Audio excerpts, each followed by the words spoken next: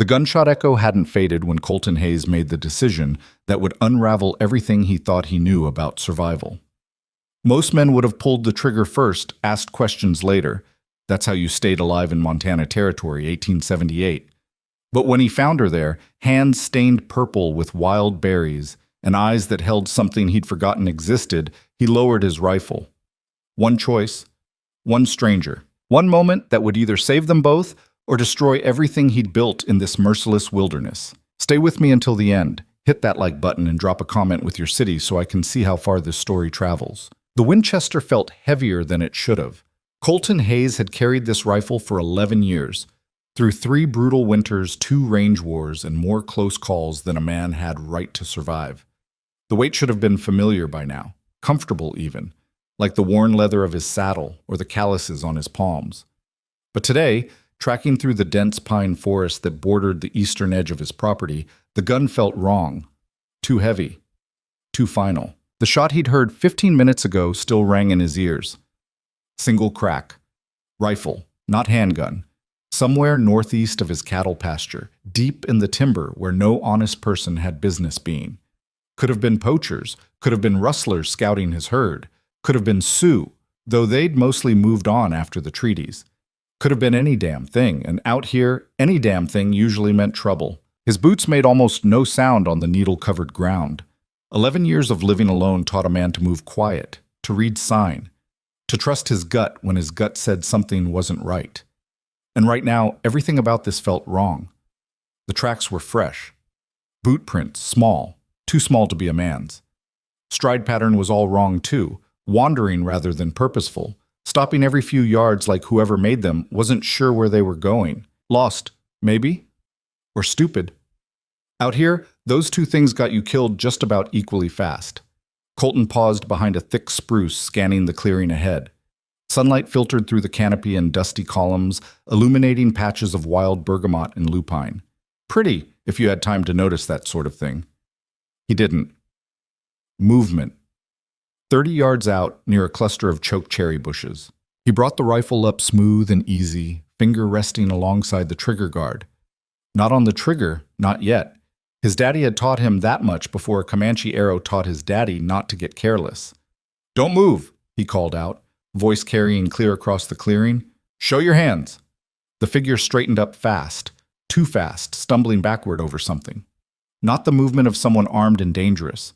The movement of someone scared. A woman. She stood there with her hands raised, clutching something against her chest. Her dress was brown, practical, torn at the hem and stained dark at the knees. Mud, probably. Her hair had come loose from whatever pins were supposed to hold it, falling in tangles around her face. She was breathing hard, eyes wide, and in the slanted afternoon light, Colton could see she was shaking. Not from fear, from exhaustion. I didn't know this was private land, she said, voice hoarse like she'd been walking for days. I needed... She swayed on her feet. Colton kept the rifle up but took 3 steps closer, enough to get a better look.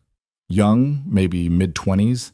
Thin, the kind of thin that came from missing too many meals, not from natural build. Her hands were stained purple-black, and when she lowered them slightly, he saw she'd been gathering berries in what looked like the corner of a flour sack, tied up to make a crude bag. Wild berries. She was eating wild berries. "Where'd you come from?" he asked, not lowering the gun yet. Caution kept a man breathing in Montana Territory. Trust got you buried. Clearwater Ridge. She named the town 15 miles west, a hard day's ride on horseback, probably 2 days on foot for someone who didn't know the terrain. "I arrived 3 days ago. I'm the new school teacher. She stopped, jaw working like she was trying to decide what to say next, or maybe just trying to stay conscious. "I was told there were berries out this way. I didn't realize how far I'd walked." A school teacher, eating wild berries because Clearwater Ridge probably hadn't scraped together enough money to pay her yet. That sounded about right. The town had been trying to get a school going for 2 years, kept losing teachers to the isolation or the cold or the simple, brutal reality that nobody out here had cash money for luxuries like education. "You got a name?" Colton asked. Eliza Rowan.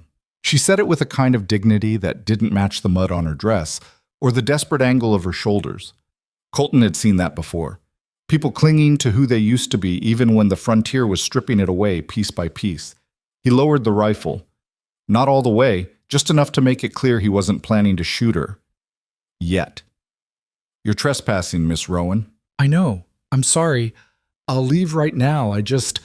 She looked down at her makeshift bag of berries like it was the saddest thing in the world. I was hungry. 3 words. Simple, honest. The kind of honesty that came when pride ran out and survival took over. Colton had been hungry before. Real hungry. The kind that made a man's hands shake and his judgment slip. First winter out here, after his horse broke its leg and his supplies ran low, he'd eaten things he didn't like to think about. Pine bark, boiled leather. Once, a prairie dog so scrawny it barely counted as meat. He knew what hunger looked like. This woman was drowning in it. That gunshot I heard, he said. That you? She shook her head. I heard it too. That's why I froze. I thought maybe... She didn't finish, but she didn't need to. Out here, a gunshot meant trouble more often than not. Colton scanned the tree line, uneasy, settling deeper in his gut. If she hadn't fired, someone else was out here. And whoever it was, they were close enough that both of them had heard it. Come on, he said, making the decision before his brain caught up. We need to move. What? You heard me. Move. He was already walking, not toward his ranch, but toward higher ground, where he could get eyes on more territory. Someone else is out here, and if they're hunting, they're not hunting deer. Eliza didn't argue. She just grabbed her bag tighter and followed, stumbling over roots and loose rocks like someone who'd spent her whole life on city streets, not mountain trails. They made it maybe 50 yards before Colton heard voices. He dropped low behind a fallen log, yanking Eliza down beside him with more force than he meant to.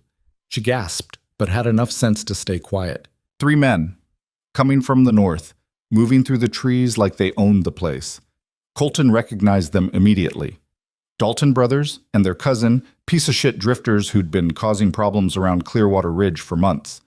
Petty theft mostly, couple bar fights, the kind of trouble that wasn't quite bad enough to get the circuit judge involved, but was annoying as hell. Told you we should have gone farther east, one of them was saying. Shut up, Webb. Hayes never comes out this far. Colton's jaw tightened. They were on his land, and they knew it. What if he does? The youngest one sounded nervous. Good. He should be. Then we shoot him and take what we want anyway. Been meaning to get a look at his cattle operation. Man living alone out here, he's probably got cash buried somewhere. Beside him, Eliza had gone perfectly still. Her hand was pressed against her mouth, eyes locked on the men moving through the clearing below. This close, Colton could smell wood smoke in her hair, and sweat and something sweeter, the wild roses that grew near the creek. Human smells. Alive smells. He put a finger to his lips. She nodded once, barely breathing. The Daltons kept moving, unaware they were being watched. They had rifles but carried them loose and careless, city boys playing at being outlaws. Dangerous enough to cause trouble, not skilled enough to do it quietly. It took 10 minutes for them to pass out of sight. Colton waited another 5 before moving, and when he did, he kept low and quiet, leading Eliza on a wide loop back toward his ranch. She followed without question, which showed better survival instinct than he'd expected from a schoolteacher. They didn't talk. Didn't dare. Not until they'd put a full mile between themselves and the Daltons. Not until they'd crossed Carter Creek and climbed the long slope toward the cluster of buildings that made up Colton's ranch. It wasn't much. Cabin, barn, couple outbuildings, corral for the horses. But it was his. Built with his own hands from timber he'd cut himself, and it had kept him alive through 11 Montana winters. That counted for something.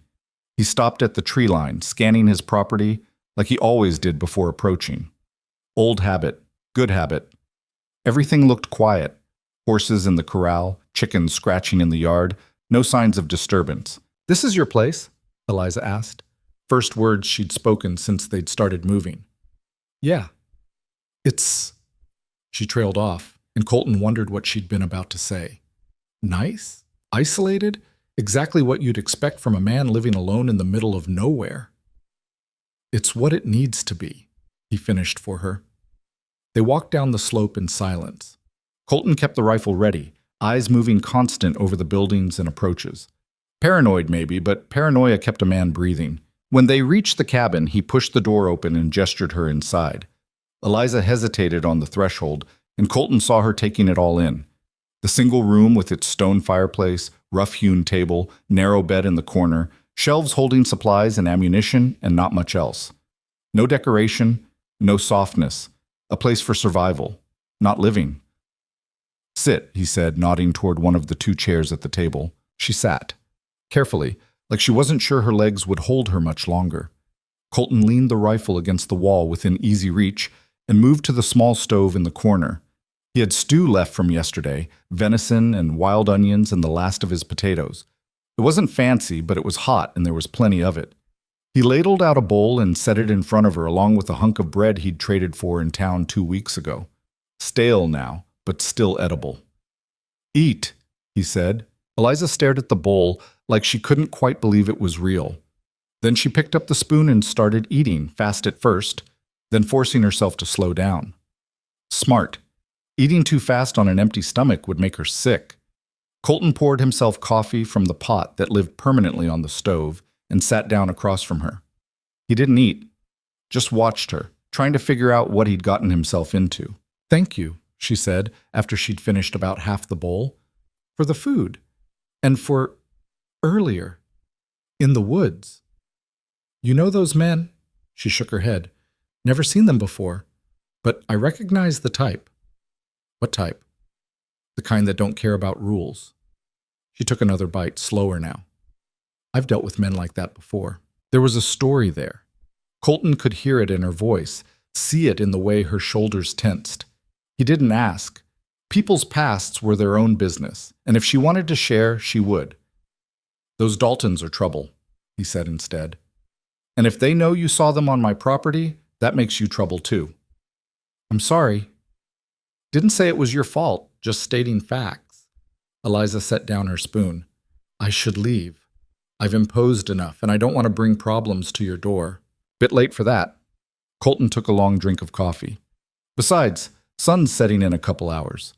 You head back to Clearwater Ridge now. You'll be walking in the dark. Alone. With the Daltons somewhere between here and there." She looked toward the single window, where the light was already turning golden and long. "I can't stay here. It wouldn't be proper." "Proper?" Colton almost laughed. "You're worried about proper? Lady, you were eating wild berries in the middle of nowhere." "I don't think proper is your biggest problem right now." Her cheeks flushed, and he realized he'd been harsher than he meant to be. "Look," he said, softer this time. "I'm not suggesting anything inappropriate. You can sleep in the barn. It's clean, there's fresh hay, and you'll be safe. Tomorrow morning, first light, I'll ride you back to town myself. Make sure those Daltons don't cause you any trouble." Eliza studied him with those tired eyes, trying to read him, trying to decide if he was trustworthy or just another problem in a long line of problems. Colton knew what he looked like. Big, rough, 11 years of hard living carved into his face and hands.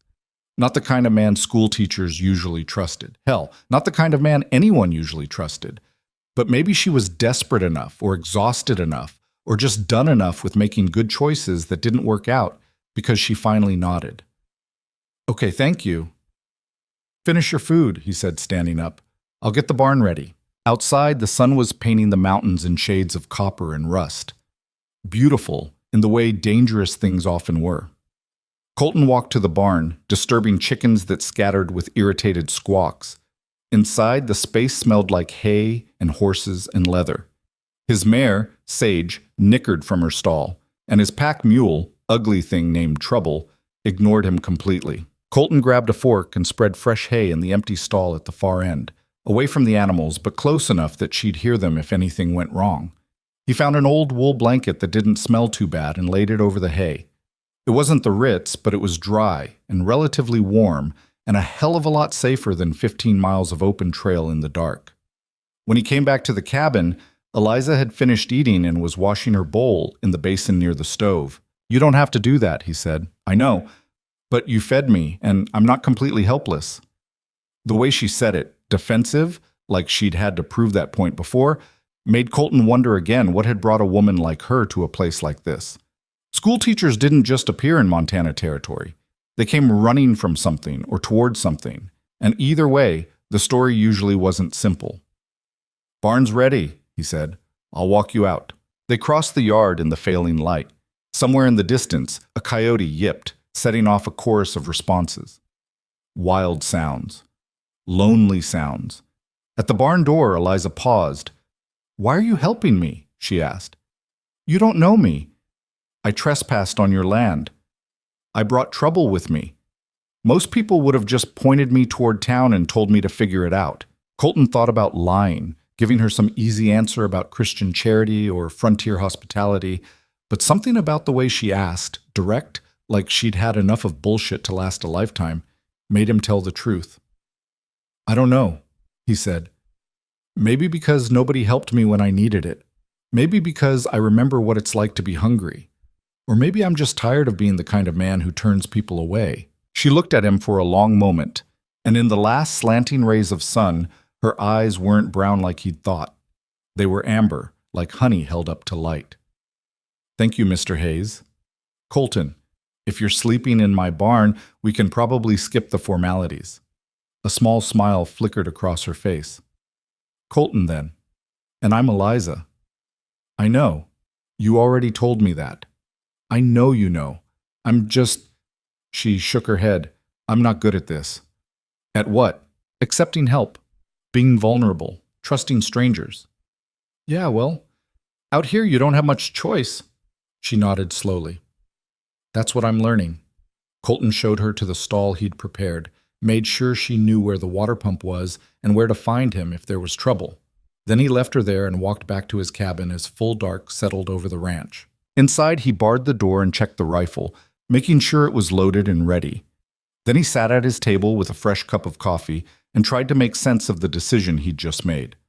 He'd survived 11 years alone by being careful, by not taking chances, by keeping his circle small and his trust smaller.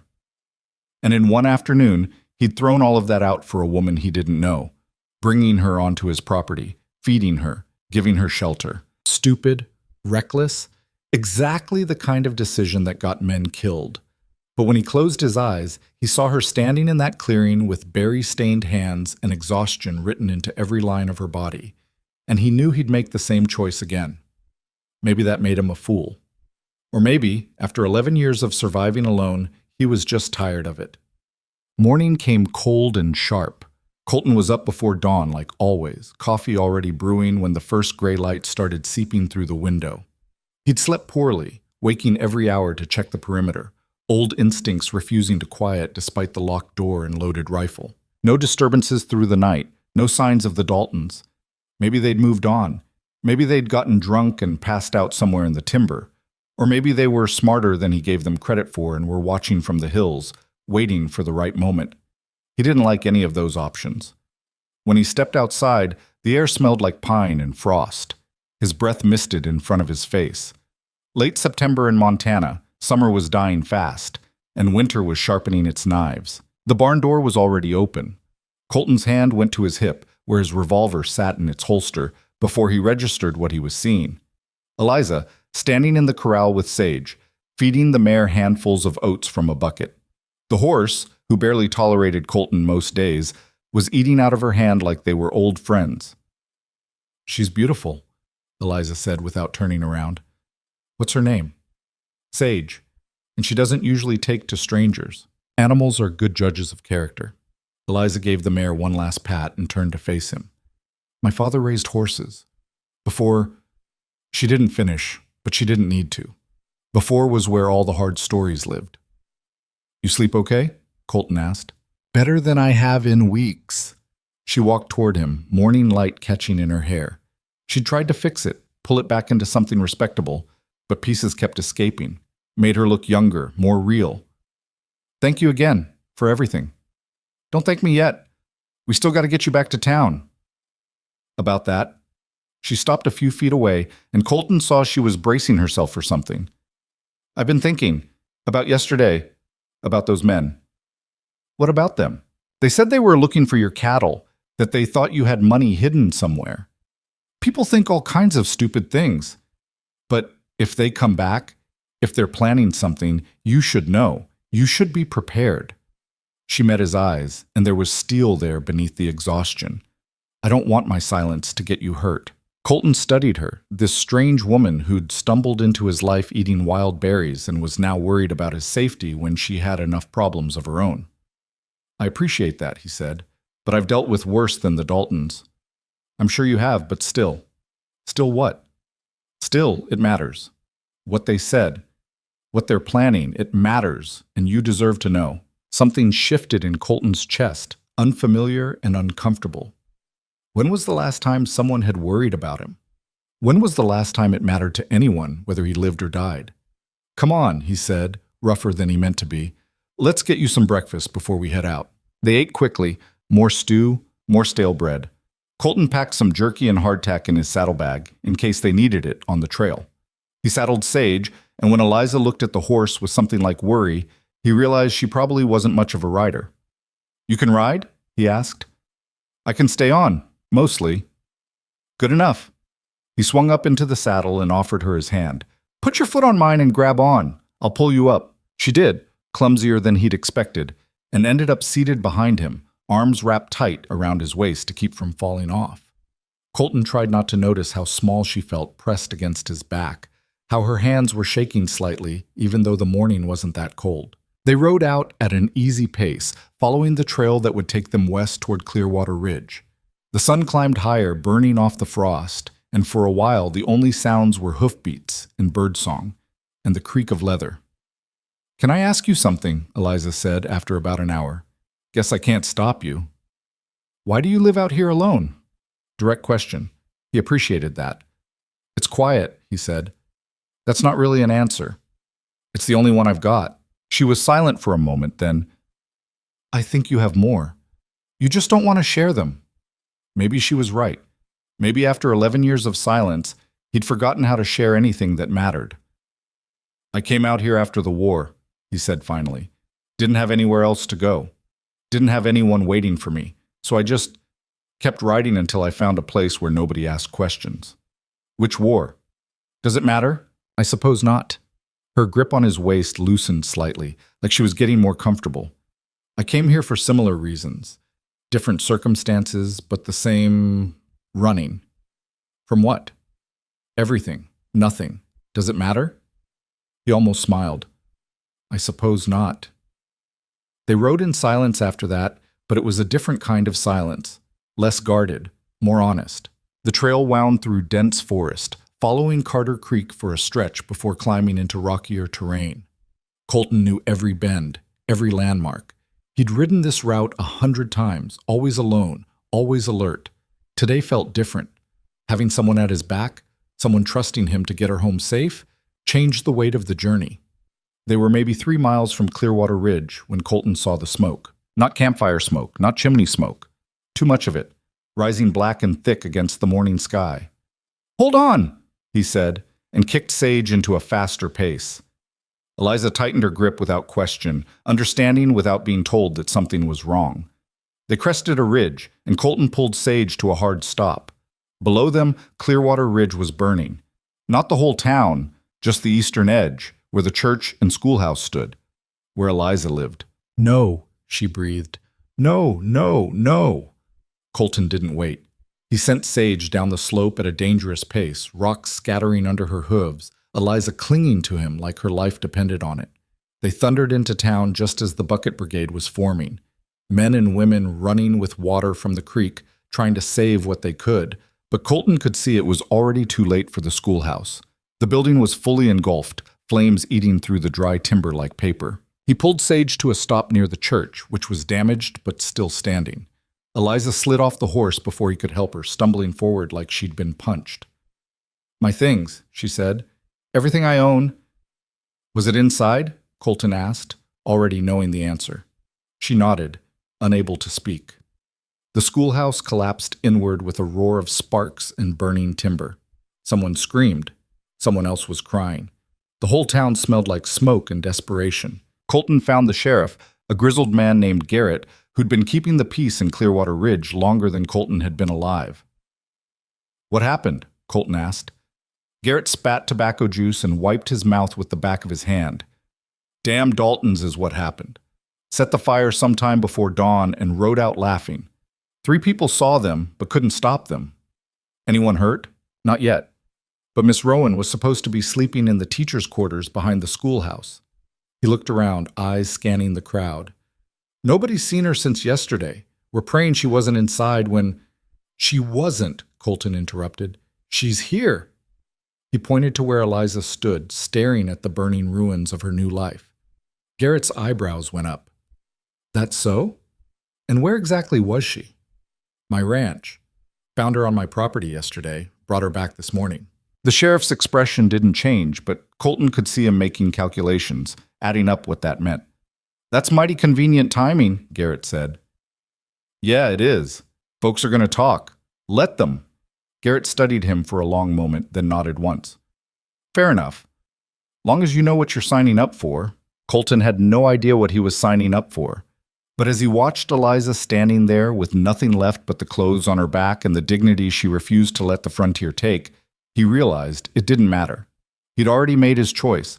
Now he just had to live with it. The bucket brigade kept working for another hour, but there wasn't much left to save. By the time the last embers were drowned, the schoolhouse was nothing but charred timber and ash, and the church had a hole in its roof the size of a wagon wheel. Eliza hadn't moved from her spot near the creek. She just stood there, arms wrapped around herself, staring at the smoke still rising from the ruins. Colton stayed back, giving her space, but kept an eye on her. The townspeople were starting to notice, starting to whisper, and he could feel the weight of their attention shifting from the fire to the two of them. Margaret Chen, who ran the general store with her husband, was the first to approach. She was a practical woman, built solid and no nonsense, the kind who kept half the town fed through hard winters. Miss Rowan, she said gently, thank heavens you're safe. We thought, well, we feared the worst. Eliza turned slowly, like she was moving through water. I wasn't here. She was at my ranch, Colton said, stepping up beside her. Found her yesterday on my property. Brought her back this morning. Margaret's eyes flicked between them, reading the situation faster than most would. I see. Well, that's fortunate timing, Mr. Hayes. Yeah, seems to be the general consensus. Folks will wonder. Let them. Margaret nodded, then turned her full attention to Eliza.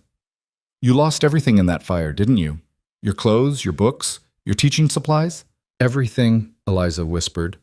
I had a trunk, my mother's quilt, some books I've carried since— She didn't finish. Didn't need to. Come with me, Margaret said, firm but kind. We'll get you sorted. I've got dresses that'll fit well enough, and the community will pull together supplies for the school once we rebuild. You're not alone in this. Eliza looked at Colton, something like panic in her eyes, and he realized she was scared.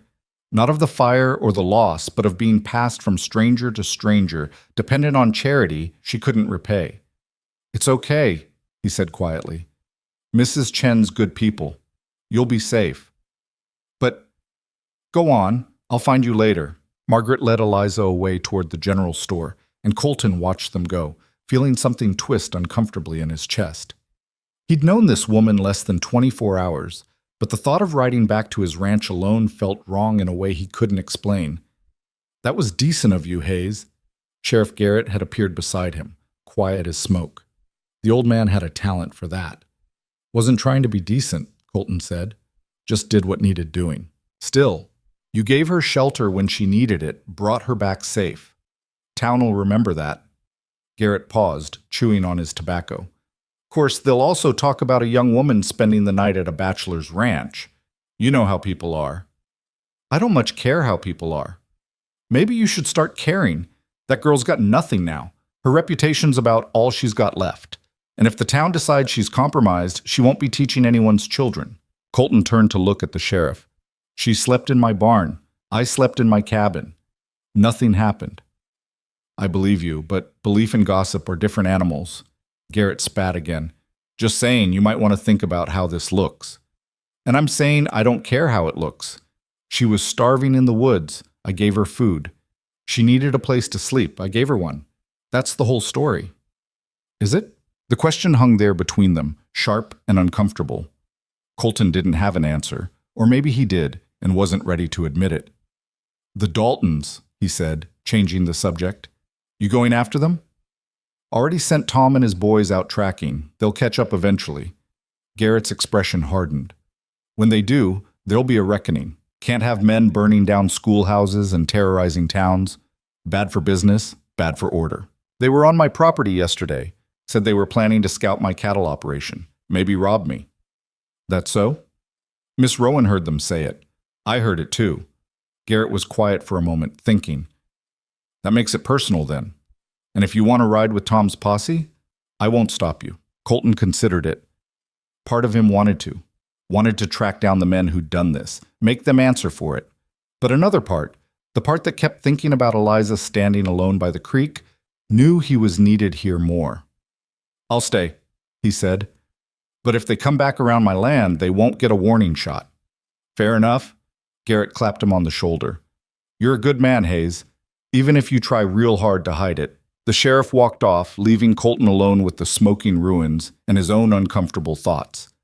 He spent the rest of the morning helping clear debris, hauling burnt timber away from the church so repairs could start.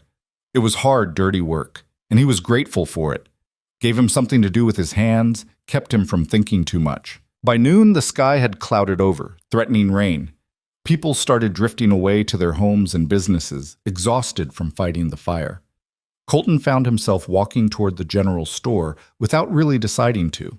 Inside, it smelled like coffee and dry goods and the sweet, sharp scent of pickle brine. Margaret was behind the counter, weighing out flour for an older woman Colton didn't recognize. She saw him and nodded toward the back room. She's in there. Been helping me sort inventory all morning. Wouldn't sit still. Colton found Eliza exactly where Margaret said, surrounded by crates and barrels, writing in a ledger with careful precision. She'd changed clothes, wearing a simple gray dress that was too big in the shoulders and too short at the ankles, but clean. Her hair was properly pinned now, severe and practical. She looked up when he entered, and for a second something flickered across her face. Relief, maybe. Or just exhaustion. Colton? Margaret said you were back here. I needed something to do. She was kind enough to let me help. Eliza set down the pencil. I'm not good at sitting idle while people work. Yeah, I noticed that about you. What do you mean? Most people who lost everything in a fire would be falling apart right now. You're doing inventory. She flinched, just slightly. Falling apart doesn't help anyone. Work does. Colton recognized that philosophy. Hell, he'd lived it for 11 years. Keep moving, keep working. Don't stop long enough to feel anything because feeling things made you weak. You need to eat, he said. I'm fine. When's the last time you ate? She opened her mouth, then closed it, clearly trying to remember. That's what I thought. Come on. He led her out through the store, nodding to Margaret on the way past. Borrowing her for lunch. Bring her back in one piece, Margaret called after them. Outside, the threatened rain still hadn't materialized, but the air felt heavy with it. Colton took Eliza to the small restaurant, really just someone's front room with tables and a woman who cooked better than most, and ordered 2 plates of whatever was hot. They ended up with chicken stew and cornbread, simple and filling. Eliza picked at hers at first, then started eating with the same focused intensity she'd brought to the ledger work. So, Colton said after a while, what happens now? What do you mean? Your schoolhouse burned down. Your things are gone. What's your plan? Eliza set down her spoon carefully. I don't have one yet. I suppose the town will need to decide if they're going to rebuild. If they do, I'll stay and teach. If they don't, then I'll figure something else out. I always do. There was a hardness in her voice that made Colton think of stone worn smooth by water, polished but unyielding. You could come back to the ranch, he heard himself say. She looked at him like he'd suggested flying to the moon. What? Just temporary, he added quickly, trying to walk back the offer even as he made it. Until the town decides what they're doing. You could stay in the barn like before, help out with chores, earn your keep. Safer than sleeping in town where people are already talking. People are talking? People always talk. Eliza was quiet for a long moment, studying him with those amber eyes. Why would you do that? You don't know me. You don't owe me anything. I know. But you need a place, and I've got space. He shrugged, uncomfortable with his own generosity. Besides, I could use help around the ranch. Winter's coming, there's work to be done, and an extra pair of hands wouldn't hurt. I don't know anything about ranching. You can learn. Colton, look, I'm not trying to rescue you or fix your life or whatever you think this is. I'm offering work in exchange for shelter. That's it. You want to say no, that's fine. But at least think about it before you do. She picked up her spoon again, turning it over in her fingers. What would people say? What do they say now? That I spent the night at your ranch. And did anything happen? No. Then what people say doesn't matter. It matters to me. I need this town to respect me if I'm going to teach their children. I can't. She stopped, jaw tight. I can't afford to lose my reputation. It's all I have left. Colton understood that more than she knew. Reputation out here was currency, and once you lost it, you never really got it back. What if we made it proper? He said. What? Not proper. I'm not suggesting. He felt heat crawling up his neck. I mean, what if we made it a legitimate arrangement? Room and board in exchange for work. Like hiring ranch hands, except you're a woman, so you do different work. Cooking, mending, whatever needs doing. People hire help all the time. Nothing improper about that. Eliza considered this, and Colton could almost see her thinking through the angles, weighing the risks. You're serious about this. Wouldn't offer if I wasn't. And it would just be work? Nothing else. Nothing else, he confirmed, even though something in his chest tightened at the words.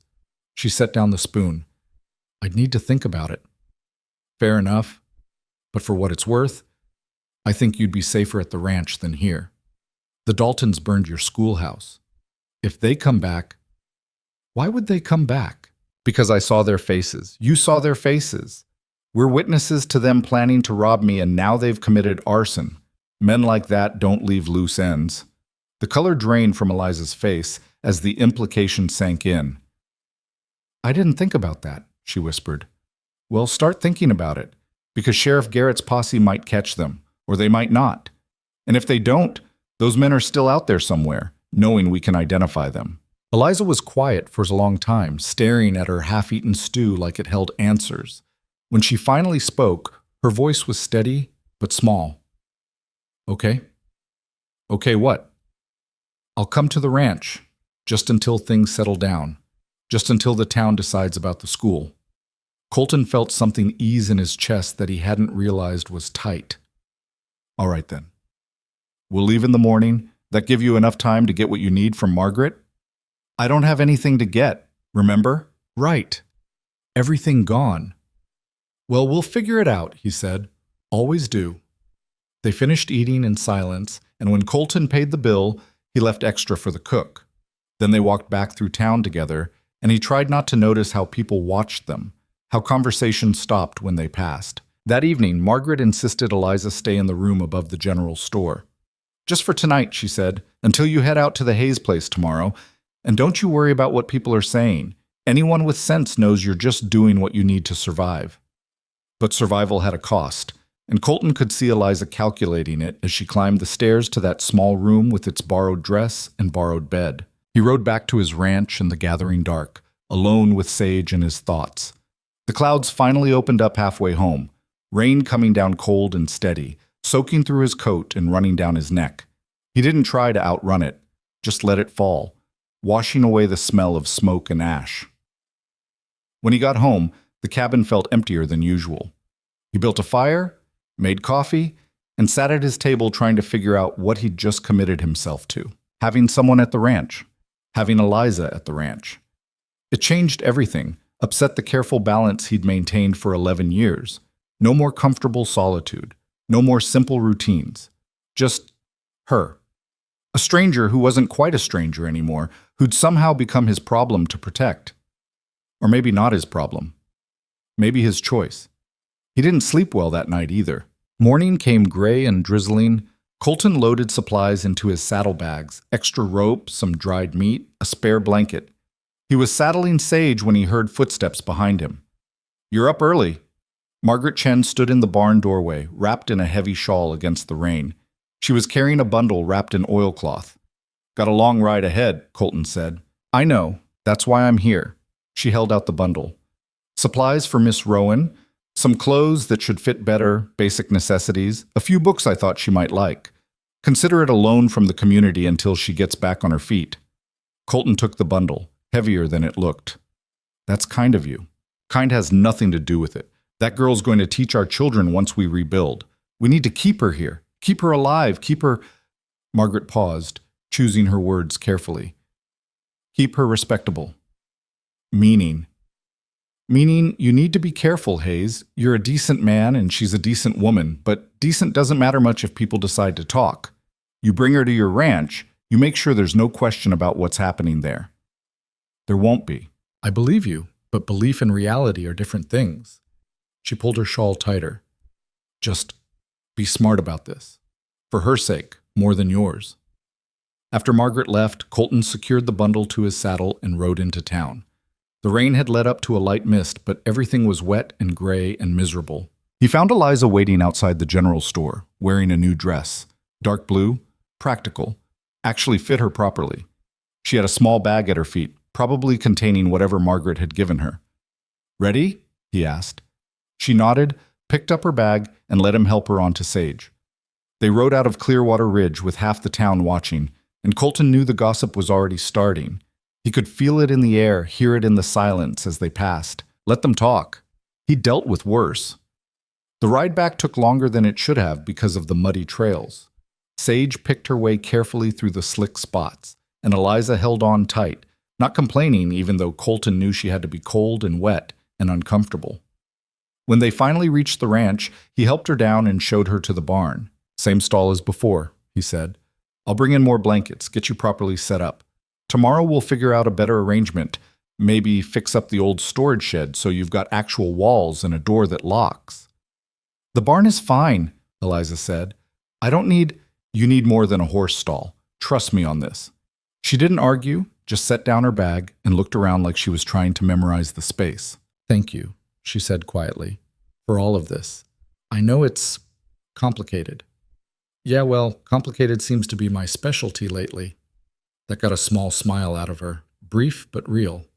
Colton showed her where everything was, the water pump, the chicken coop, the root cellar where he kept supplies. He gave her a coat that was too big but would keep her warm, and boots that were closer to her size than the ones she'd been wearing. Tomorrow we'll start figuring out the work, he said. But today, just get settled. There's stew in the cabin if you're hungry. What about you? What about me? Are you going to eat? Eventually. She crossed her arms. You told me I needed to eat. Same goes for you. I'm fine. When's the last time you ate?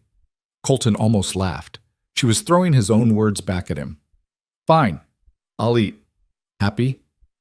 I'll be happy when I see you actually do it. They ended up eating together at his table, bowls of reheated stew and the last of Margaret's bread. It was strange having someone across from him, strange hearing someone else's breathing in the quiet cabin.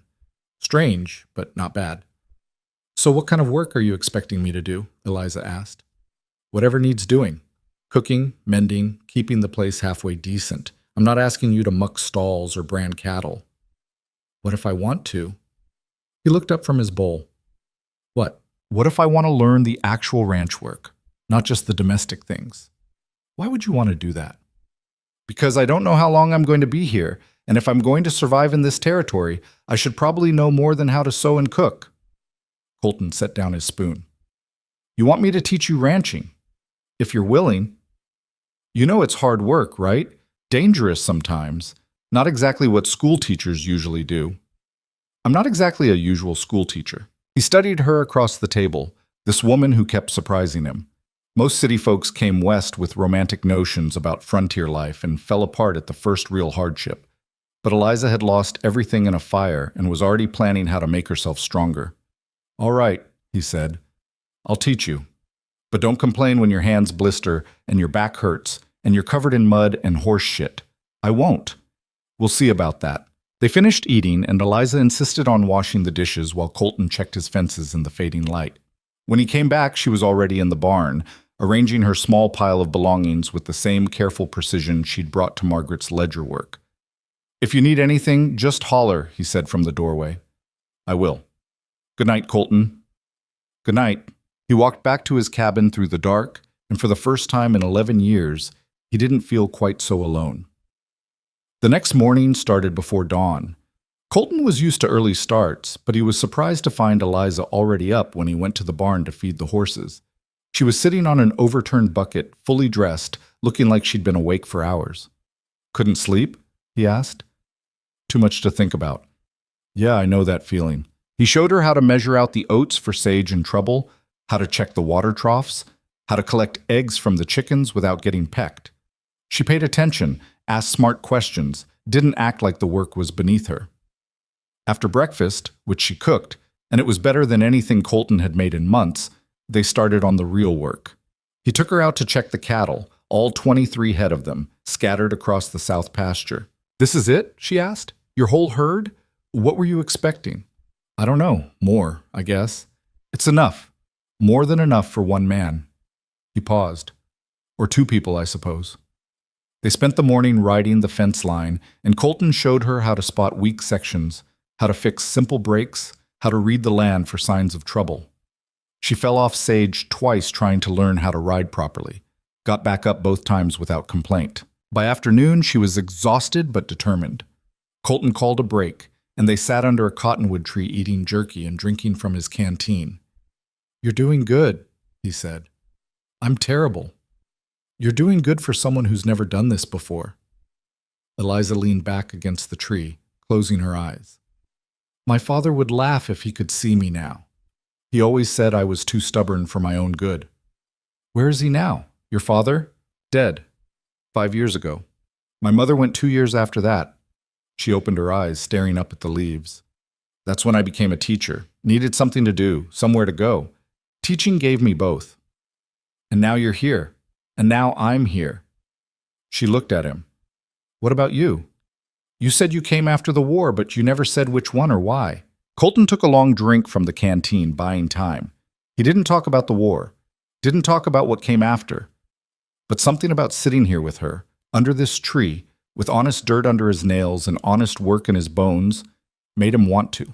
"Civil War," he said finally. "Fought for the Union, got shot twice, survived when a lot of good men didn't. Came home to nothing, family gone, farm sold. Girl I thought I'd marry already married to someone else. So I headed west and kept going until I found a place where nobody knew me and nobody cared." "And you've been alone ever since?" "More or less." "That's a long time to be alone." "It's safe." Eliza was quiet for a moment. "Safe from what?" "From caring about people who can leave. From building something that can be taken away. From—" He stopped, realizing he'd said more than he meant to. "From getting hurt," she finished softly. "Yeah, I understand that." She pulled her knees up to her chest. "I came here to be alone too, or at least to be somewhere where nobody knew who I used to be or what I'd lost. Funny how we both ended up in the same place for the same reasons." "Yeah, funny." They sat in silence after that, not uncomfortable, just two people who'd run far enough that they'd found each other. The days started to fall into a pattern after that. Early mornings feeding animals, then whatever work the ranch needed, mending fences, checking cattle, chopping wood for winter. Eliza learned fast, faster than Colton expected. She had good instincts and wasn't afraid of hard work. Evenings they'd eat together, sometimes talking, sometimes not. Colton found himself looking forward to those dinners, to having someone across the table who understood what it meant to survive alone but was tired of doing it. 2 weeks passed, then 3. The weather turned colder, frost appearing on the grass in the mornings, and Colton started preparing for winter in earnest. He fixed up the old storage shed like he'd promised, turning it into a small but proper room with a real bed and a wood stove and a door that locked from the inside. When he showed it to Eliza, she cried. "It's perfect," she said, wiping her eyes. "I'm sorry, I don't know why It's okay. It's just nobody's done something like this for me before." Colton didn't know what to say to that, so he just handed her his handkerchief and left her alone to move her things. That night, he lay in his bed in the cabin and stared at the ceiling, thinking about how much had changed in a month. His quiet, solitary life had been completely upended by a woman who'd stumbled onto his land eating wild berries, and somehow, impossibly, it felt right. He fell asleep thinking about amber eyes and purple-stained fingers, and for the first time in 11 years, he didn't dream about the war. October brought the first real snow. just a dusting that melted by noon, but enough to remind them both that winter was coming fast. Colton was in the barn replacing worn leather on Sage's tack when Eliza found him, breathless and flushed from running. "There are riders coming," she said. "3 of them, from the east." Colton's hand stilled on the bridle. He set it down carefully and reached for his rifle, checking the load out of habit. "Did you recognize them?" "Too far to tell. But they're not riding like friends." He followed her outside, squinting against the bright morning sun reflecting off the thin snow. Sure enough, 3 riders were making their way down the long slope toward the ranch, moving at a pace that was neither hurried nor casual. Deliberate. "Get inside the cabin," Colton said. "Bar the door. Don't open it unless I tell you it's safe. I'm not hiding but, Eliza, please." Something in his voice must have convinced her because she went, though he could feel her watching from the cabin window as he positioned himself near the corral, rifle held loose but ready. The riders came on steady, and as they got closer, Colton's jaw tightened. He recognized the lead horse first, a big roan gelding that belonged to Marcus Webb, one of Clearwater Ridge's more prosperous ranchers. Behind him rode 2 younger men, probably ranch hands. Webb pulled up about 20 feet out, raising one hand in a gesture that might have been greeting or warning. "Hayes." "Webb. Mind if we dismount?" "Depends on why you're here." Webb smiled, but it didn't reach his eyes. "Just being neighborly. Thought we'd ride out, see how you're managing with your new arrangement." The pause before arrangement was deliberate, loaded with implication. "I'm managing fine," Colton said. "I'm sure you are." Webb shifted in his saddle. "Thing is, some folks in town are concerned. About the school teacher, about her reputation." "Her reputation is fine." "Is it?" Webb looked past Colton toward the cabin. "Young woman living alone with a bachelor. Folks talk, Hayes. You know how it is." "I know how it is. I also know my business is my own." "Normally I'd agree." Webb leaned forward, resting his hands on his saddle horn. "But Miss Rowan isn't just anybody. She's supposed to be teaching our children. Can't have her doing that if her morals are questionable." The words hit like a slap, and Colton felt his grip tighten on the rifle. "Her morals are none of your concern. They are when she's living in sin. She's working for room and board. That's not sin, that's survival." Webb shook his head slowly. "You can dress it up however you want, but the fact remains, she's here, you're here, and there's no proper chaperone. That makes people uncomfortable. Then people can mind their own damn business. Can't do that when it involves the welfare of our children." Webb's voice hardened. "Here's what's going to happen, Hayes. You're going to send Miss Rowan back to town where she belongs. Margaret Chen has offered to take her in proper-like until the school's rebuilt. That way, everyone's reputation stays intact, and we can all move forward without complications." Colton took a step forward. "And what if I say no?" "Then you're making this harder than it needs to be. We're trying to be reasonable here." "Reasonable would be leaving us alone." "That's not an option." Webb glanced at his men, some silent signal passing between them. "We can do this easy, or we can do it hard. Your choice." The cabin door opened. Eliza stepped out onto the porch, and Colton wanted to tell her to get back inside, to stay out of this. But she was already walking toward them with her chin up and her shoulders squared. "Mr. Webb," she said, "I appreciate your concern for my welfare, but I assure you my arrangement with Mr. Hayes is entirely proper and professional." Webb touched his hat brim, mockery in the gesture. "Miss Rowan, glad to see you're well, but proper is what people decide it is, and right now people are deciding the situation isn't it." "Then people are wrong." "Maybe so. But wrong or right, perception matters. You want to teach in Clearwater Ridge, you need to maintain certain standards." Eliza's hands clenched at her sides. "I lost everything in that fire. My home, my possessions, my livelihood. Mr. Hayes offered me honest work when I had nothing. That's not improper. That's kindness. Kindness that looks an awful lot like something else. Only to people with dirty minds." One of Webb's ranch hands snorted, quickly covering it with a cough. Webb's face darkened. "Careful, Miss Rowan. You're new here. You don't understand how things work yet." "I understand perfectly." Eliza's voice was steady as stone. "You're trying to control me by threatening my reputation. But here's what you don't understand. I've already lost everything that matters. My reputation is just another thing I can rebuild, and I'd rather do it on my own terms than yours." Bold words from a woman with no prospects. I have prospects. I have work. I have a place to stay. That's more than I had a month ago. Webb turned his attention back to Colton. You really want to ruin this girl's future for the sake of cheap labor? I want to give her a chance to survive, Colton said. Something you and your friends in town apparently aren't interested in doing. We're offering her a proper home. You're offering her charity with strings attached. There's a difference. And what are you offering? Because from where I'm sitting, it looks like you're taking advantage of a desperate woman. Colton's finger moved closer to the trigger guard. You need to leave now. Or what? Or I stop being polite about asking. The two men stared at each other, tension thick enough to choke on. Finally, Webb straightened in his saddle. This isn't over, Hayes. The town council is meeting next week. They'll decide if Miss Rowan is fit to teach. And I can promise you, they won't look favorably on this situation. Let them decide what they want. Won't change anything here. Webb shook his head. You're making a mistake, both of you. He wheeled his horse around and his men followed. They rode back up the slope at the same deliberate pace, and Colton watched until they disappeared over the ridge. When he turned back, Eliza was shaking. Are you all right?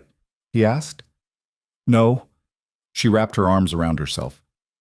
They're going to take the school away from me. They're going to say I'm unfit, and I won't be able to teach, and everything I've worked for will be, hey. Colton stepped closer, not touching her, but close enough that she could feel his presence. They haven't done anything yet. And even if they try, it doesn't mean they'll succeed. You don't know these people. You don't know how they think. I know they're scared. She looked up at him. Of what? Of things changing. Of a woman making her own choices instead of following their rules. Of losing control. He paused. People like Webb, they need things to be orderly and predictable. You and me were neither of those things. So what do? That was the question, wasn't it? They could back down, send Eliza to town like Webb wanted, let things go back to the way they were supposed to be. Safe, proper, lonely. Or they could fight. We keep going, Colton said. We do the work, we hold our heads up, and we don't give them anything real to use against us. And if that's not enough, then we deal with it when it happens. Eliza nodded slowly, and some of the shaking eased out of her shoulders. Thank you for standing up for me back there. You stood up for yourself pretty well. I was terrified. Didn't show. Good. I was hoping it didn't. She looked toward the ridge where Webb and his men had disappeared. Do you really think they'll try to take the school away? They'll try. Whether they succeed depends on a lot of things we can't control. Like what? Like how many people in town agree with Webb? Like whether the circuit judge sides with them? Like whether anyone's willing to give you a fair chance? That's not very reassuring. I'm not trying to reassure you. I'm trying to be honest. She almost smiled at that. You're terrible at comfort. You know that? Yeah, I've been told. They stood there in the yard, snow melting around their boots, and Colton felt the weight of what they were up against settling on his shoulders. Webb wasn't going to let this go.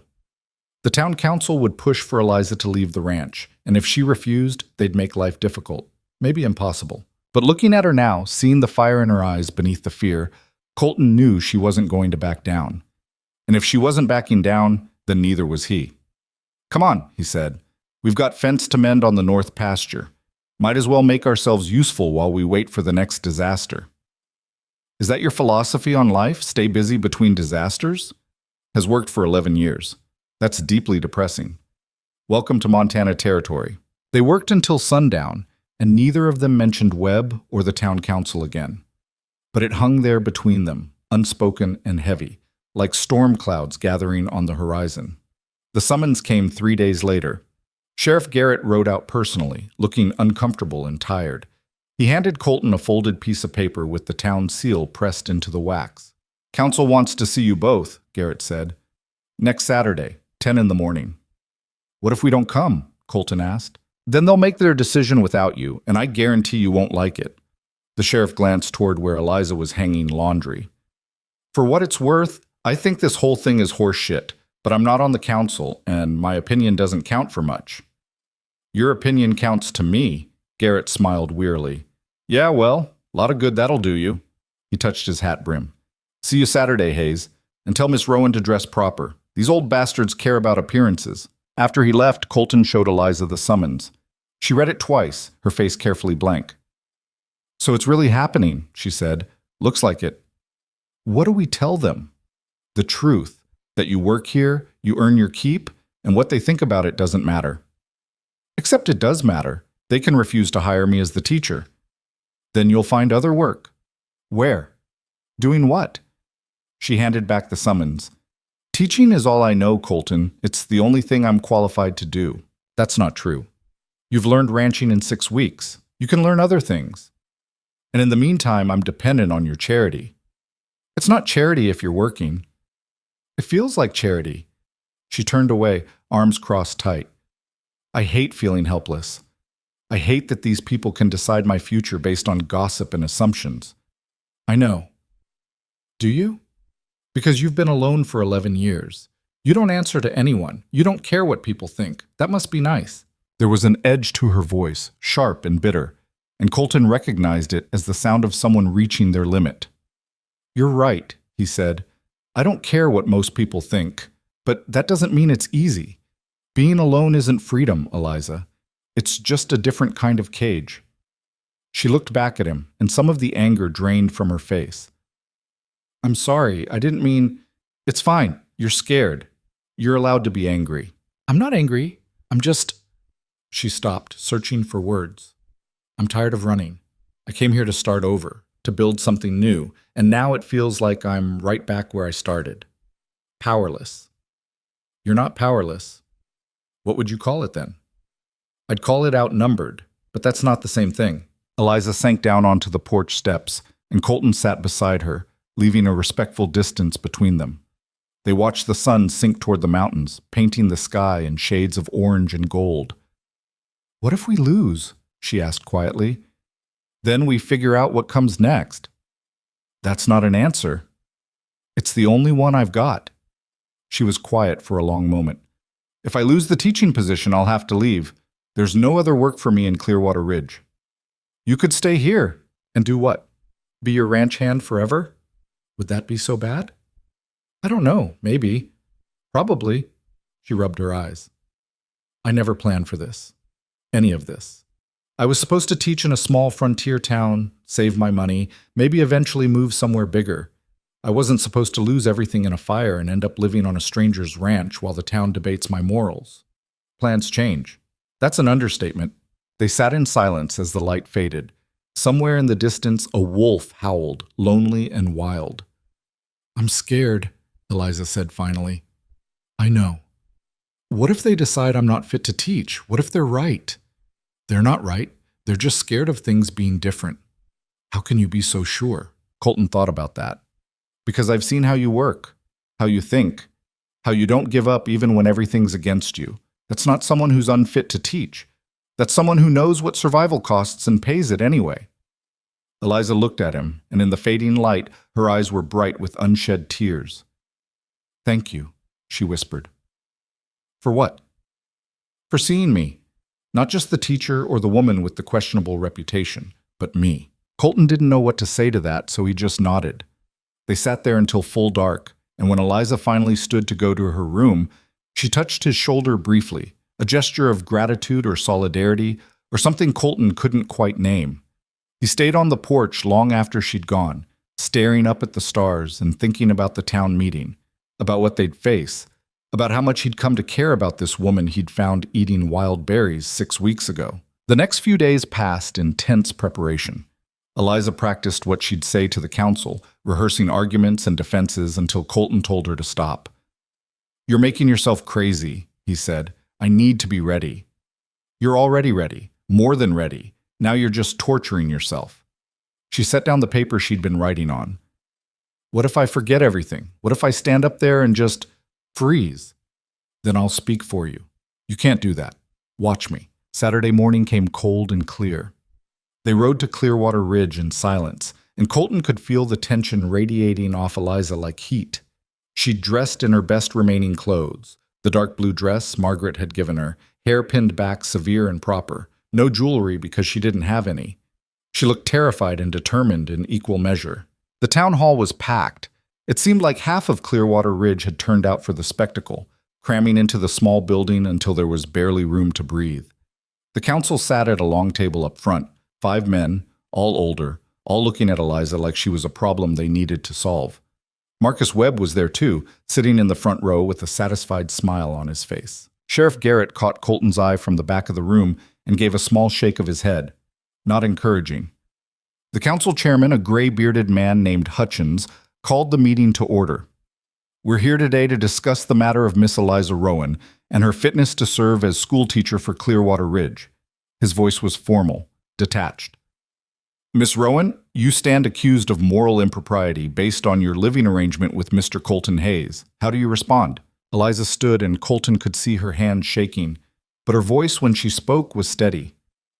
I respond that there is no impropriety. I work for Mr. Hayes in exchange for room and board. I perform domestic duties, help with ranch work, and maintain my own separate living quarters. Our arrangement is entirely professional. Professional? Webb said from his seat, voice dripping with skepticism. Is that what you call it? Mr. Webb, Hutchins said, you'll have your chance to speak. Miss Rowan, please continue. There's nothing more to say. I'm a woman trying to survive in difficult circumstances. Mr. Hayes offered me honest work when I had nothing. That's the whole story. One of the other council members, a thin man with spectacles, leaned forward. But surely you understand how this appears. A young, unmarried woman living alone with a bachelor. I'm not living alone with him. I have my own room, my own space. We work together during the day and maintain appropriate boundaries at all times. Boundaries, the man repeated. And who verifies these boundaries? Who ensures propriety is maintained? My word, Mr. Hayes's word, and the fact that nothing improper has occurred. Webb stood up. With respect, Miss Rowan, your word isn't enough. Not when the reputation of our school is at stake. Then what would be enough? Eliza's voice sharpened. What proof do you need that I'm conducting myself appropriately? A proper chaperone, a legitimate reason for the arrangement, or better yet, you could return to town and accept Mrs. Chen's generous offer of accommodation.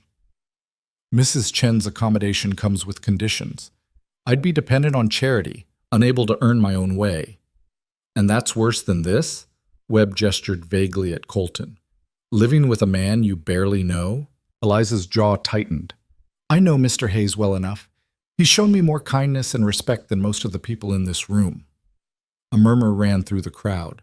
Hutchins banged his gavel. Order. We need order. He looked at Eliza. Miss Rowan, I understand your situation is difficult, but you must see our position. We're trying to establish a proper school for our children. We can't have their teachers' morals questioned. My morals are not the question here, Eliza said, and now there was fire in her voice. The question is whether this council values survival and independence, or whether you'd prefer women to be helpless and dependent. I chose to work rather than accept charity. I chose to learn skills rather than sit idle. If that makes me unfit to teach, then your standards are the problem, not my character.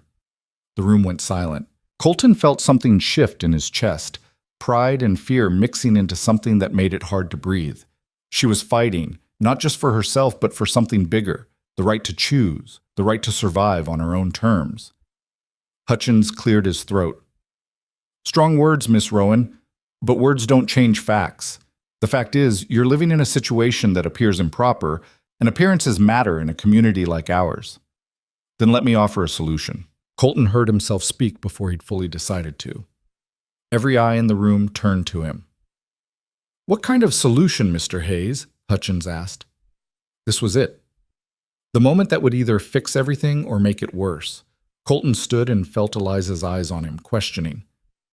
I'll court her, he said, properly, publicly, with the intention of marriage. The room exploded into noise, gasps and whispers, and a few outright exclamations. Eliza's face had gone pale. Hutchins banged his gavel repeatedly until the crowd settled. You want to court Miss Rowan? He asked. That's your solution? It is. If the problem is appearances, then we make our intentions clear. I'm not taking advantage of her. I'm asking permission to court her with the goal of making our arrangement permanent and proper. And does Miss Rowan agree to this? Every eye turned to Eliza. She stood there frozen, staring at Colton like he'd just set fire to the building. She started, then stopped. Colton could see her mind working, calculating the angles, weighing the options. This was a risk. A huge one. If she said no, they'd both look like fools. The council would rule against her, and she'd lose everything anyway. But if she said yes— "I agree," Eliza said quietly. Then louder, "I agree to be courted by Mr. Hayes." The room erupted again. Webb shot to his feet, face red. "This is ridiculous. You can't just—" "Can't what?" Colton interrupted. "Can't make an honest declaration of intent? Can't want to marry the woman I've been working with for 6 weeks? It's too convenient." "So is your sudden concern for Miss Rowan's welfare." Colton took a step forward. "You didn't care about her when she was sleeping in a barn or eating wild berries. But now that she's found her footing, now you're worried about propriety?" You're worried about control," Eliza said, stepping up beside Colton. "You're worried that I might have found a way to survive without your approval. Well, I have. And if Mr. Hayes is willing to court me publicly, then we're doing exactly what this council wants, making our arrangement proper and public." Hutchins looked between them, then at the rest of the council. Silent conversations happened in glances and slight nods. "Very well," he said finally. "If Mr. Hayes wishes to court Miss Rowan properly, and she agrees, then the council has no grounds to object. The courtship will be conducted in full view of the community, and propriety will be maintained at all times. Miss Rowan will retain her position as school teacher pending the reconstruction of the schoolhouse, which should be complete by spring." He banged the gavel. "Meeting adjourned." The crowd dispersed slowly, everyone talking at once. Colton felt Eliza grab his arm, pulling him outside before the well-wishers and gossips could trap them. They made it to Sage and climbed up, Colton pulling Eliza up behind him with practiced ease now. They rode out of town at a steady pace, not running but not lingering either. Neither of them spoke until they were well clear of Clearwater Ridge. "What did you just do?" Eliza asked, voice tight against his back. "What I had to. You told them you'd court me. You said you wanted to marry me." "I know what I said. But why? We barely know each other. You can't possibly—" "I can't possibly what?" She was quiet for a long moment. "You can't possibly want to marry someone like me." Colton pulled Sage to a stop and turned in the saddle to look at her. "And what exactly is someone like you? Broken, difficult, too stubborn for my own good, like my father always said." Her eyes were bright with tears she refused to shed. "You saved my life when you found me in those woods. You gave me shelter and work, and treated me with more respect than most men ever have. But that doesn't mean you have to marry me." "I know I don't have to." "Then why did you say it?"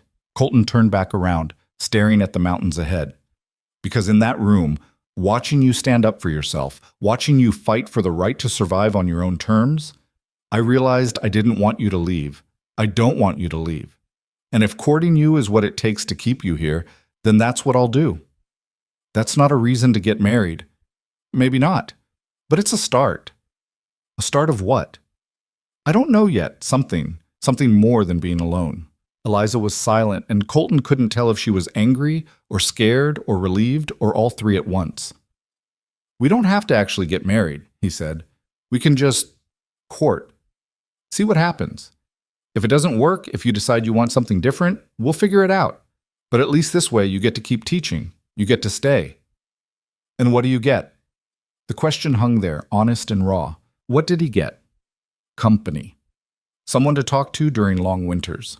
Someone who made his quiet ranch feel less like exile and more like home. But he couldn't say all that. Not yet. Maybe not ever. "I get to stop eating my own terrible cooking," he said instead. Eliza laughed, sudden and surprised, and the sound of it loosened something in Colton's chest. "That's the worst proposal I've ever heard," she said. "It's not a proposal, it's a courtship." "Even worse." "Yeah, I'm not great at this." "No, you're really not."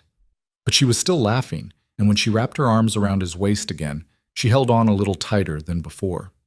They rode home through the afternoon light, and somewhere along the trail between the woods and the ranch, Colton realized that what had started as an act of necessity might turn into something real. He wasn't sure if that terrified him or gave him hope. Probably both. The first week of their public courtship was awkward as hell. Colton had never courted anyone properly before. The girl he'd almost married back east, that had been different. They'd grown up together, known each other since childhood, And the relationship had just sort of happened without anyone making declarations or following rules. This was new territory, and he had no idea what he was doing. Eliza seemed equally lost. They went through their daily routines like always, feeding animals, mending fence, preparing for winter.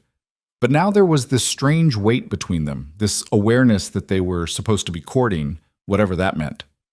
On Sunday, exactly 1 week after the town meeting, Margaret Chen showed up at the ranch with a basket of fresh bread and enough opinions to fill a barn. "You two are doing this all wrong," she announced, setting the basket on Colton's table and looking around the cabin with a critical eye. "Doing what wrong?" Colton asked. "Courting. The whole point was to make things look proper and public. But you're still out here alone doing the same things you were doing before, and nobody in town is seeing it." "We're working," Eliza said, coming in from the barn with eggs in her apron. "What else are we supposed to do?" "You're supposed to be seen together, in town, at social gatherings, showing the community that your intentions are honorable." Margaret fixed them both with a stern look. "There's a harvest dance next Saturday. You need to attend, together." Colton felt his stomach drop. "I don't dance." "You'll learn. And Eliza, you'll need a proper dress. I brought fabric." She pulled a bundle of blue cloth from her basket. "We'll sew it this week." "Margaret, I can't," Eliza started. "Yes, you can, and you will. This was your solution, remember? You convinced the council that Colton's courtship was legitimate. Now you have to prove it." After Margaret left, Eliza sank into a chair and put her head in her hands. "A dance. She wants us to go to a dance." "We don't have to," Colton said. "Yes, we do. She's right. If we don't show up, people will say we were lying about the courtship. They'll question everything again. Let them question. Easy for you to say. You're not the one who'll lose their job if this falls apart." Colton poured himself coffee and stared out the window at the gathering clouds. Snow was coming, real snow this time. The air had that heavy feeling that meant winter was finally settling in for good. "All right," he said, "we'll go to the dance. You don't have to sound so thrilled about it." "I'm not thrilled. I hate dances." "When's the last time you went to one?" 1862, right before I enlisted." He took a long drink of coffee. "Didn't end well." "What happened?" "Got in a fight with some loudmouth who thought the war was going to be a grand adventure. Broke his nose, got thrown out." He glanced at her. "Told you I'm not good at this kind of thing?"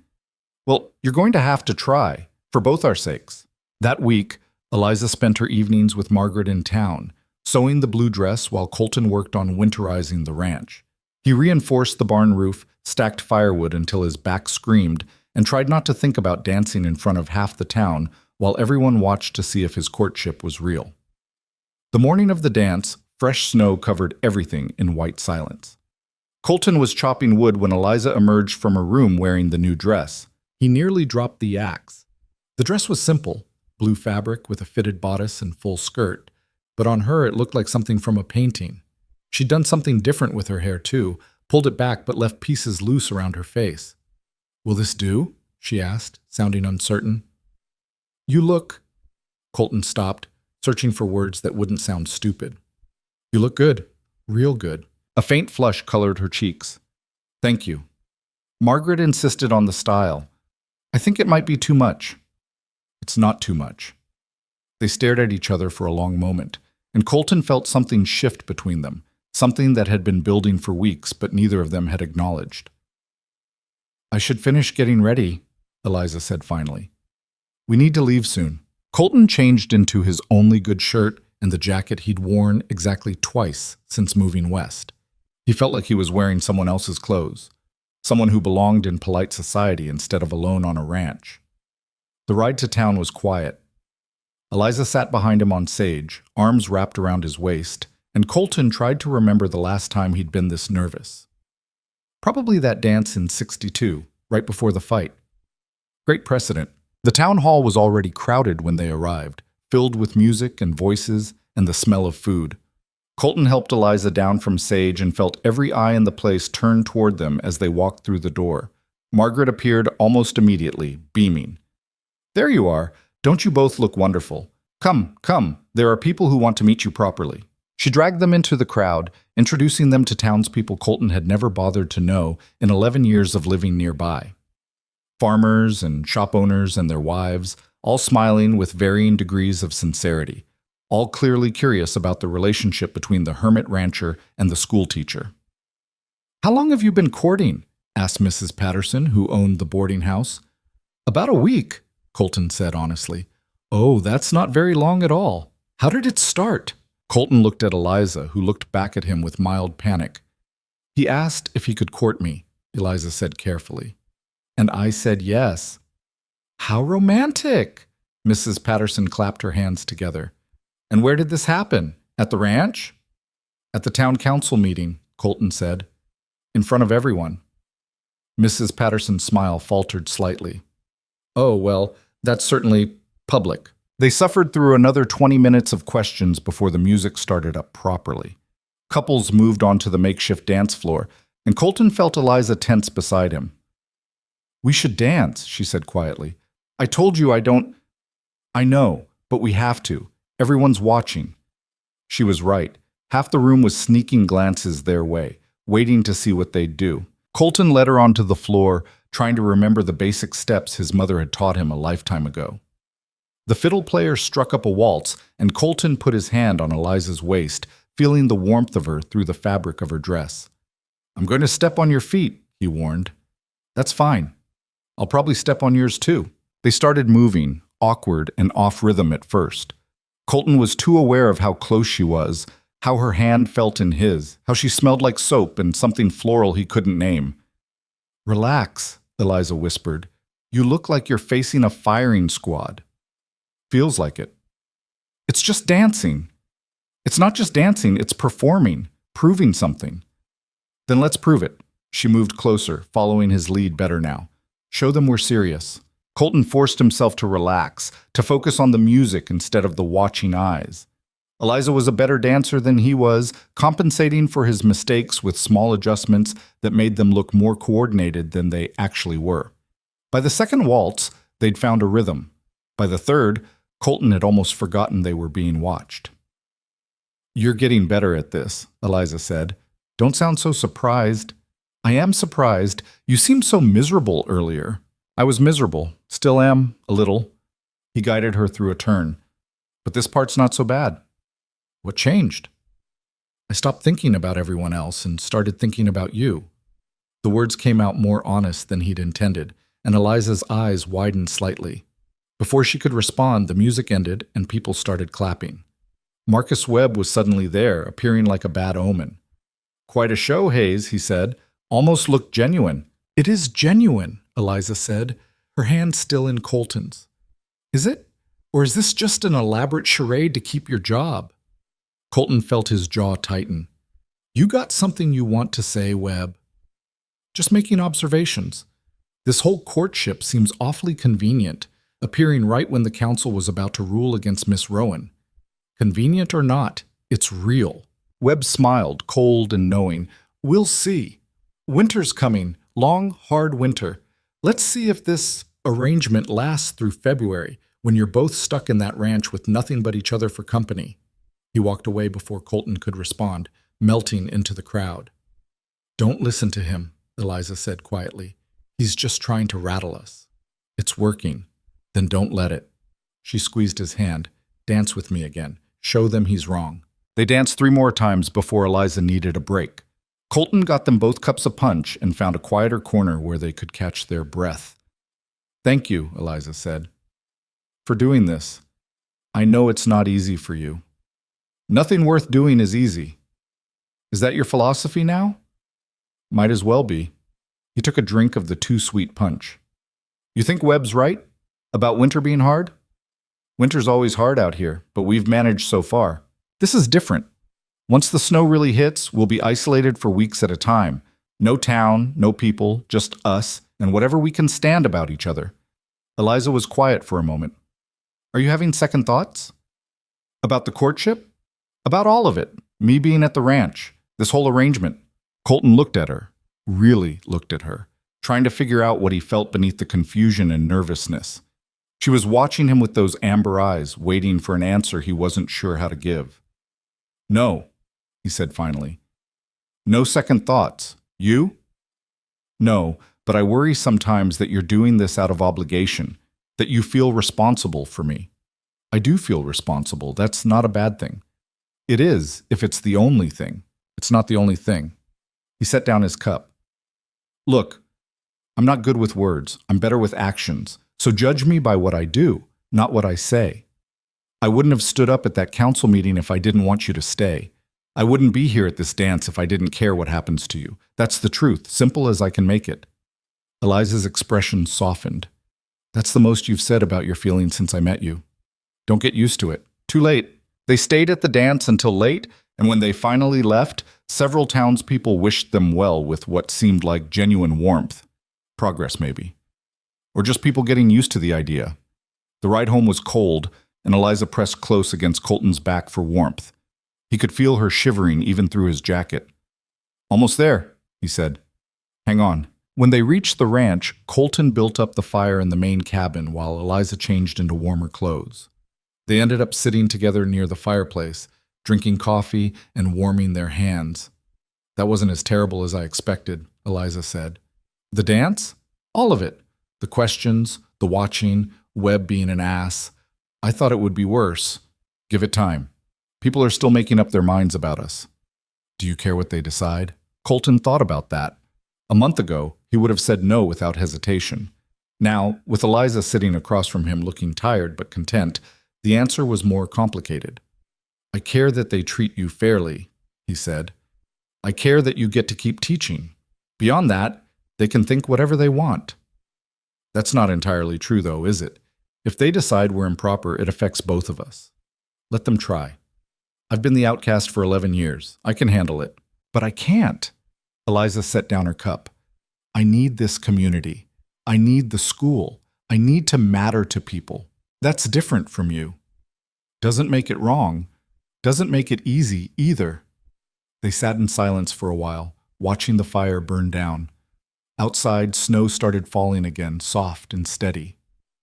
Winter's really here now, Colton said. I know. Are you ready for it? As ready as I'll ever be. You? I don't know. I've never spent a winter this far north. People keep telling me it's brutal. It is, but we'll manage. We've got supplies, firewood, enough livestock to keep us fed. And if things get really bad, we have each other. The words hung there, more intimate than he'd meant them. Yeah, Eliza said softly. We do. The next few weeks settled into a new pattern. Snow fell regularly now, blanketing the ranch in white that made everything quiet and strange. They worked together in the barn, in the cabin, moving around each other with increasing ease. Twice more they went to town for Sunday services, sitting together in the back row while the preacher talked about charity and redemption. Afterward, they'd have lunch at the restaurant and walk through town, letting people see them together, building the appearance of a proper courtship. It felt like acting at first, putting on a show for an audience. But somewhere along the way, it started feeling less like performance and more like something real. Colton caught himself looking forward to evenings by the fire, to the sound of Eliza's voice reading aloud from one of her precious books. He noticed when she changed her hair, when she seemed tired or worried, when she laughed at something he said. And she noticed him too. She learned to read his moods, to know when he needed silence and when he needed conversation. She fixed his shirts without being asked, made his coffee the way he liked it, remembered small things he mentioned in passing. It was companionship, quiet and steady, and nothing like the grand romance people probably expected. But it was real. December brought the first real blizzard. They woke to 3 feet of snow and wind howling like something alive. Colton spent the morning digging out the barn while Eliza kept the fires going and made sure they had enough water hauled inside. By afternoon, it was clear they weren't going anywhere for a while. We're snowed in, Colton said, shaking snow off his coat. Could be days before we can get to town. That's all right. We have everything we need here. They spent the day inside, Colton sharpening tools and cleaning his rifles while Eliza worked on mending. The wind rattled the windows and snow piled higher against the walls. Tell me about the war, Eliza said suddenly. Colton looked up from the rifle he was cleaning. What about it? Anything. Everything. You never talk about it. There's a reason for that. I know. But I want to understand. I want to know what made you come all the way out here. Colton set down the rifle, buying time. He'd spent 11 years not talking about the war, not thinking about it more than he had to. But Eliza was looking at him with those eyes that saw too much, and he found himself wanting to tell her.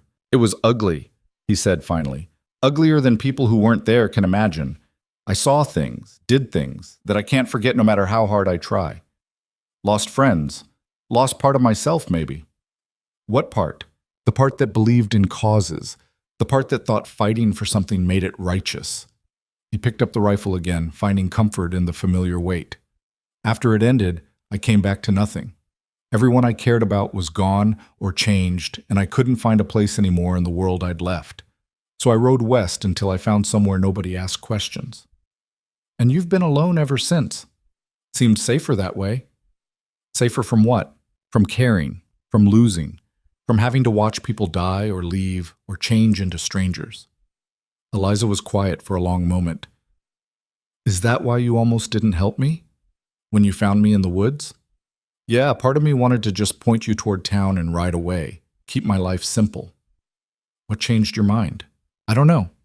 Maybe I was tired of being safe. Maybe I saw something in you that reminded me of who I used to be. Or maybe I was just lonely enough that even the risk seemed better than more of the same. Are you sorry that you helped me? Colton met her eyes. No, not even a little bit. Even though it complicated everything? Especially because it complicated everything. He stood up, walking to the window to look out at the storm. I thought I wanted simple. Turns out what I actually wanted was a reason to care about something again. He heard Eliza stand, felt her come up beside him. I'm glad you found me, she said quietly. In those woods. I was so lost, so scared. If you hadn't... She didn't finish. But I did. And you're here, that's what matters. They stood together watching the snow fall, and Colton felt something settle in his chest, something that had been restless for 11 years. The blizzard lasted 3 days. By the time it cleared, they'd talked more than they had in the previous 2 months combined. Colton told her about his childhood in Ohio, about his family before the war, about the farm he'd planned to run before everything fell apart. Eliza told him about her father's horses, about losing her parents, about the teaching position she'd taken in Illinois before coming west, about a man there who'd courted her, promised to marry her, then disappeared when he found out she had no money or family connections to offer. He said I was too independent, she said, too stubborn, that I'd never make a proper wife. His loss. Maybe. Or maybe he was right. Maybe I am too stubborn. Being stubborn isn't a flaw. It's what kept you alive when the schoolhouse burned. It's what got you through the council meeting. It's what makes you who you are. You say that now. Wait until we have an actual disagreement. We've had disagreements. Small ones. Wait until we have a real fight. I'm not scared of fighting with you. You should be. I'm terrible at backing down. Colton smiled. Yeah, I noticed. Christmas came quiet and simple. They didn't have decorations or presents, but Eliza made a special dinner from their stores, venison roasted with wild herbs, biscuits that actually turned out right, and dried apple pie that was sweeter than anything Colton had tasted in years. This is good, he said, going back for seconds. Really good. My mother's recipe. I wasn't sure I'd remember it right. You did. After dinner, they sat by the fire, and Colton found himself thinking about Christmases past. His family before the war, gathering around a tree his father had cut. The girl he'd almost married, laughing at something his sister said. All gone now, buried under time and loss. But here was Eliza, real and present, making new memories in his quiet ranch. What are you thinking? She asked. That this is the best Christmas I've had in a long time. We didn't do anything special. That's what makes it good. Just this. Us. No expectations, no performance, just being together. Eliza moved closer, resting her head on his shoulder in a gesture that felt natural now, like they'd been doing it for years instead of weeks. I was scared, she said. Coming west. Starting over. I thought I'd made a terrible mistake leaving everything I knew. And now? Now I think maybe it was the best decision I ever made. Colton put his arm around her shoulders, pulling her closer. Outside, snow fell soft and endless, covering the world in white silence. January brought deep cold and the kind of isolation Webb had warned about. Some days they couldn't get the barn door open until Colton had cleared the snowdrift. Other days the wind was so fierce they tied a rope between the cabin and barn to keep from getting lost in the whiteout. But they managed. They worked together, plan together, survive together. And somewhere in the long dark evenings by the fire, reading or talking or just sitting in comfortable silence, Colton realized his courtship of Eliza had stopped being a strategy and become something real. He was falling for her, had been falling for months, probably since that first dinner in his cabin when she'd insisted on washing dishes. But he'd been too scared or stubborn to admit it. Now, watching her darn socks by firelight while humming some tune he didn't recognize, he couldn't deny it anymore. He loved her. The thought should have terrified him. Instead, it felt like coming home after a long journey through hostile country. "Eliza," he said. She looked up from her mending. "Yes?" "I need to ask you something." "All right." He stood up, suddenly restless, and walked to the window. Outside, stars blazed cold and clear in the frozen sky. "This courtship," he started, then stopped, trying to find the right words. "When we started, it was for practical reasons. To satisfy the council, to keep you safe and employed." "I know. But somewhere along the way, it became more than that. At least for me." He turned to face her. "And I need to know if it's the same for you, or if I'm alone in this." Eliza set down her mending slowly. "You're asking if my feelings have changed." "Yeah, they have." She stood up, crossing the room to stand in front of him. "I didn't expect them to. I thought this would stay practical, stay safe. But you made that impossible." "How?" "By being you. By being kind when you didn't have to be. By teaching me ranching even though I was terrible at it. By standing up for me at that council meeting. By dancing with me even though you hate dancing." She smiled. "By being stubborn and grumpy and honest when everyone else was playing games." "So you're saying, I'm saying I love you, Colton Hayes. And if you're asking what I think you're asking, then yes. My answer is yes." Colton felt his heart kick against his ribs. "I haven't asked anything yet." "Then ask." He reached into his pocket and pulled out the ring he'd been carrying for 2 weeks, waiting for the right moment. It was simple. A thin gold band with a small stone he'd bought from the jeweler in town during their last visit. Nothing fancy, but honest. "Eliza Rowan," he said, holding it out. "Will you marry me? Not for appearances or practicality, but because I love you and I want to build a life with you. A real life. Not just survival." Eliza's eyes filled with tears, but she was smiling. Yes, I'll marry you." He slipped the ring onto her finger, and she threw her arms around him, holding tight like she was afraid he might disappear. "I was so scared," she whispered against his chest, "that this was all still just an arrangement, that you were being noble but didn't really want—" "I want," Colton said firmly. "I want you here. I want to marry you. I want to wake up every morning knowing you're in my life. That's all I want." She pulled back just enough to look up at him, and before either of them could think better of it, he kissed her. It was awkward at first. Neither of them had much practice, but it was real and warm and perfect in its imperfection. When they finally broke apart, both breathing hard, Eliza laughed. "Well," she said, "that's definitely not practical anymore." "No, definitely not." They stood there in the firelight, holding each other, and Colton thought about how far they'd both come from that day in the woods when he'd found her eating wild berries.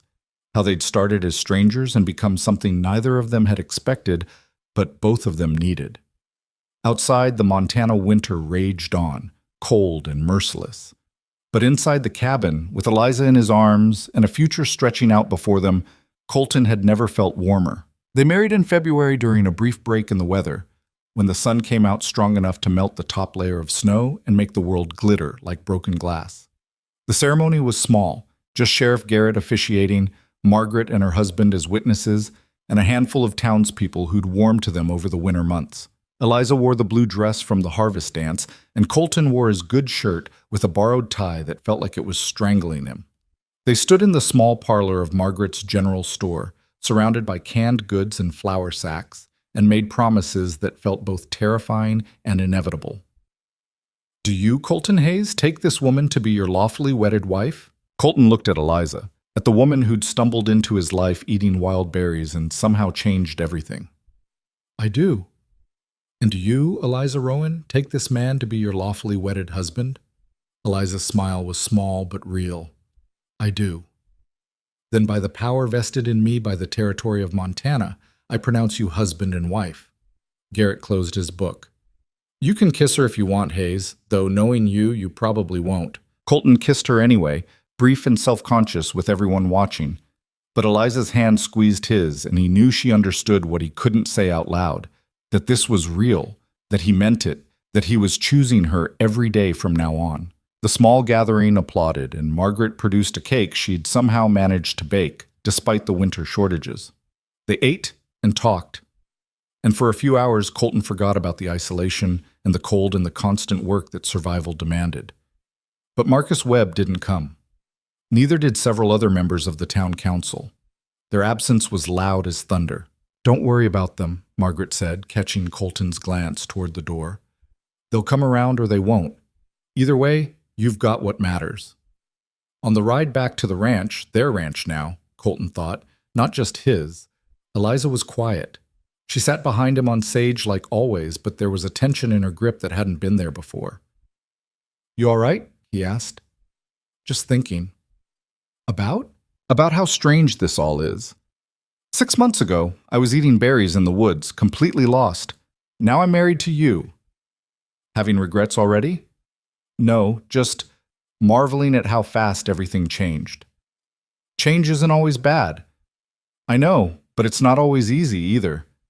They rode in silence after that, and when they reached the ranch, Colton helped her down and they stood together in the yard, looking at the cabin and barn and corral like they were seeing them for the first time. "This is home now," Eliza said. "Officially." "It was already home. This just makes it legal." She leaned against him, and he put his arm around her shoulders. The sun was setting, painting the snow in shades of pink and gold, and for a moment everything felt almost perfect. Almost. The trouble started 3 weeks later.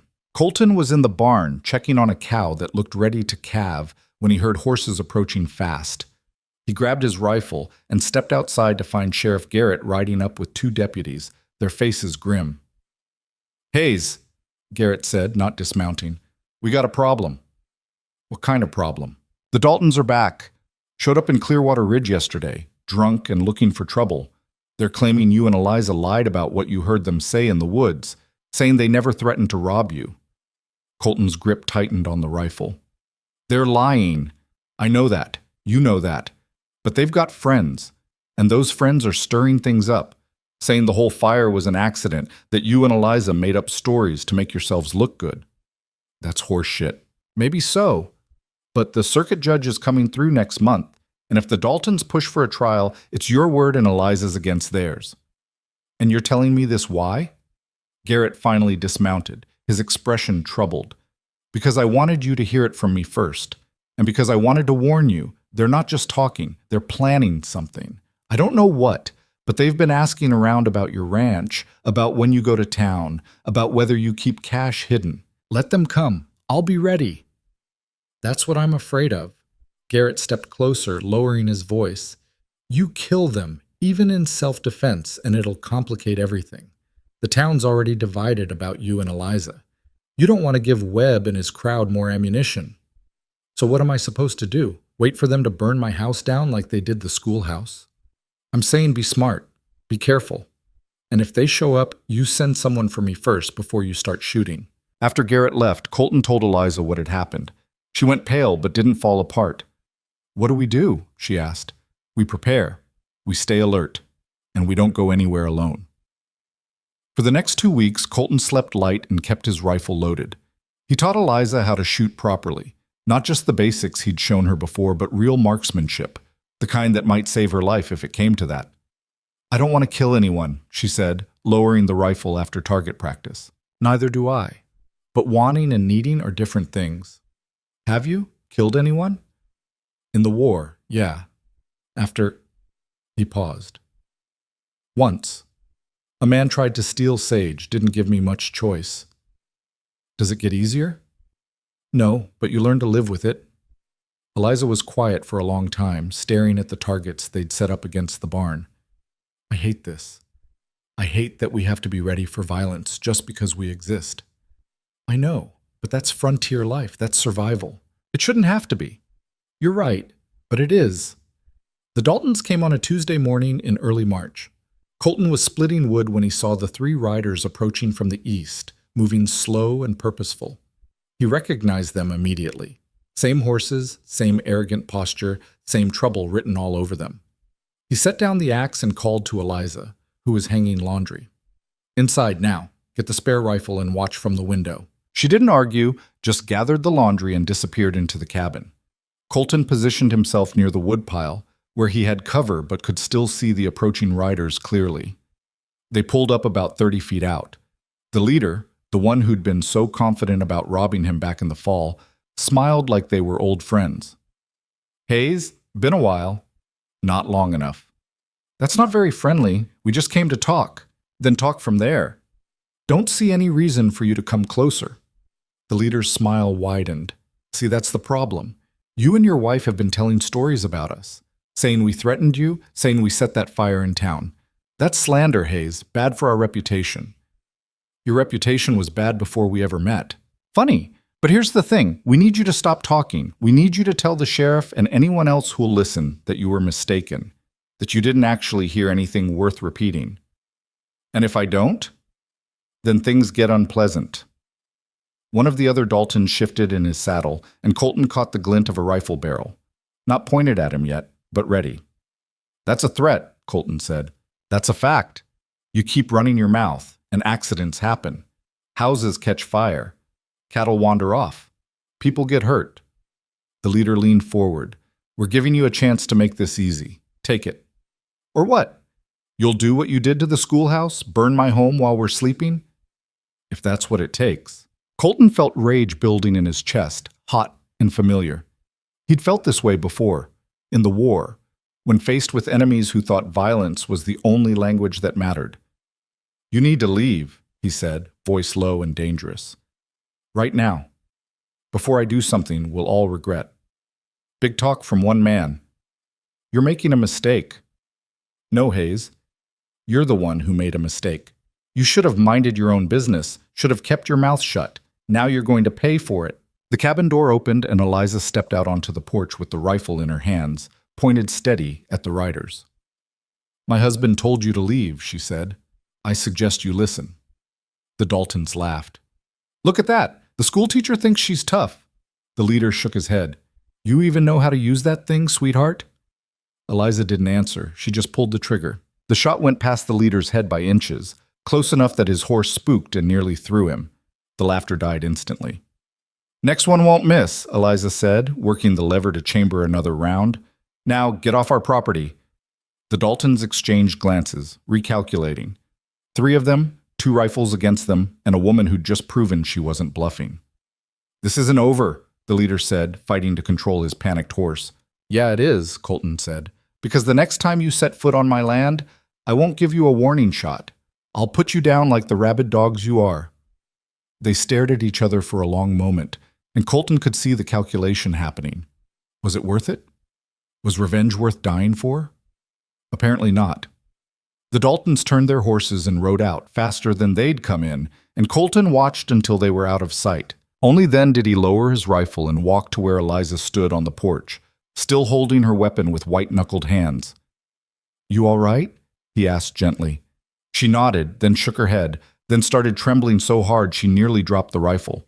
Colton took it from her and pulled her against his chest. "I almost killed him," she whispered. "I pulled the trigger and I almost—" "But you didn't. You gave him a warning. That's more mercy than he deserved." "I was so scared." "I know. But you did it anyway. That's what bravery is."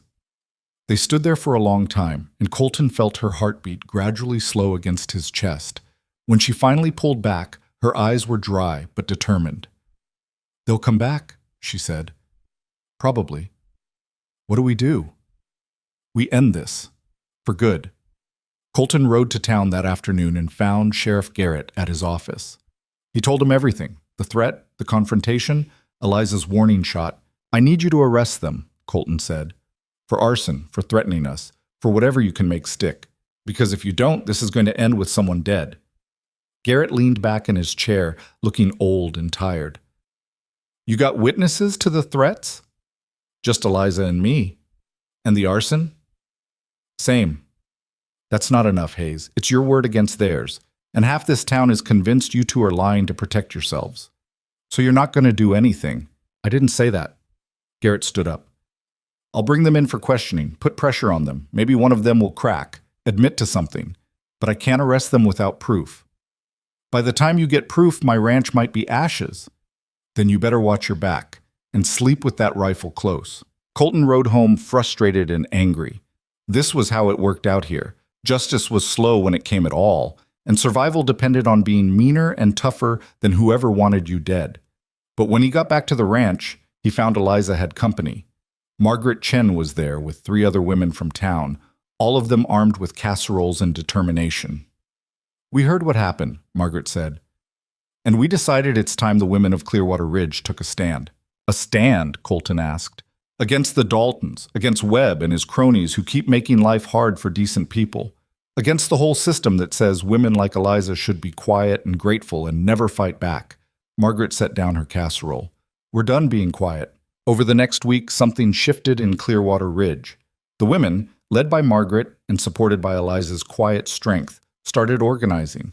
They held meetings, circulated petitions, demanded the town council take action against the Daltons. More importantly, they started talking about the fire, about the harassment, about how the Daltons had terrorized other families before targeting the schoolhouse.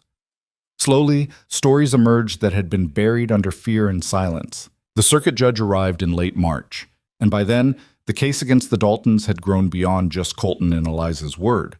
There were multiple witnesses now, multiple complaints, a pattern of violence and intimidation that couldn't be ignored. The trial lasted 2 days. Colton and Eliza both testified, and so did 5 other people who'd been threatened or robbed by the Daltons over the past year. The evidence was overwhelming. The jury convicted them of arson and assault. The judge sentenced them to 10 years in the territorial prison. When the verdict was read, Eliza grabbed Colton's hand and held on tight. "It's over," she whispered. "Yeah, it is." They walked out of the courthouse into spring sunshine, and half the town was waiting to congratulate them. Even some of Webb's crowd grudgingly acknowledged they'd been wrong about Eliza, wrong about the Daltons, wrong about a lot of things. Webb himself approached as they were preparing to ride home. "Mrs. Hayes," he said stiffly, "I owe you an apology. I misjudged you and your husband. I let my prejudices cloud my judgment, and I'm sorry." Eliza studied him for a long moment. "Thank you for saying that. I hope you'll remember it the next time a woman in this town needs help instead of judgment." Webb nodded and walked away, and Colton had to suppress a smile. His wife had a spine of steel wrapped in velvet, and he loved her more for it every day.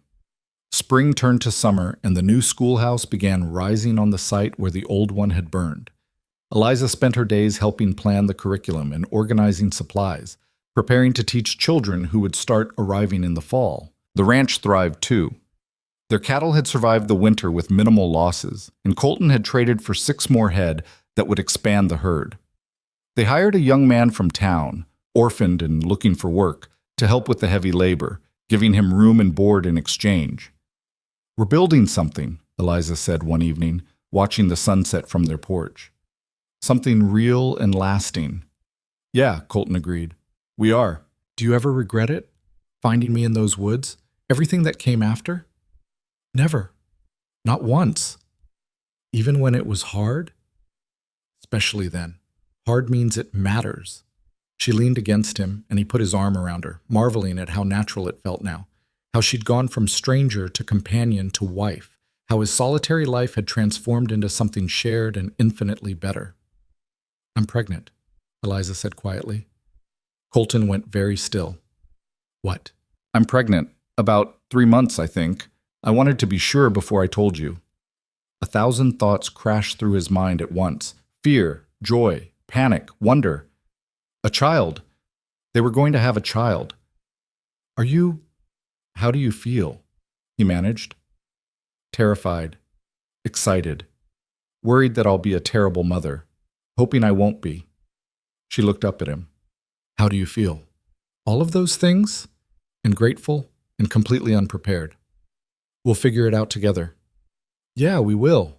Their daughter was born in December during the first big snowstorm of winter, screaming her arrival into the world like she was furious about leaving the warmth. They named her Sarah, after Colton's mother, and she had Eliza's amber eyes and his stubborn jaw. Holding her for the first time, tiny and red-faced and perfect, Colton felt something crack open in his chest that he thought was sealed forever. Love, pure and terrifying, flooded through him. "We made this," he said, awed. "We made her." "I know," Eliza said tiredly from the bed. "And I did most of the work, so you get all the night feedings for the first month. Deal." Sarah changed everything and nothing. The work continued. Animals still needed feeding, fences still needed mending, winter still demanded constant vigilance.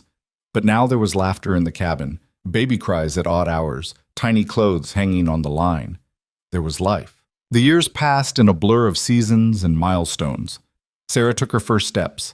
The schoolhouse opened with Eliza teaching 15 students. They expanded the ranch, building a proper second bedroom and eventually a whole addition to the cabin. More children came, a son they named Daniel, then another daughter, Emma. The ranch hands they'd hired became family of sorts, young men and women looking for a fresh start who found it working alongside people who understood what starting over meant.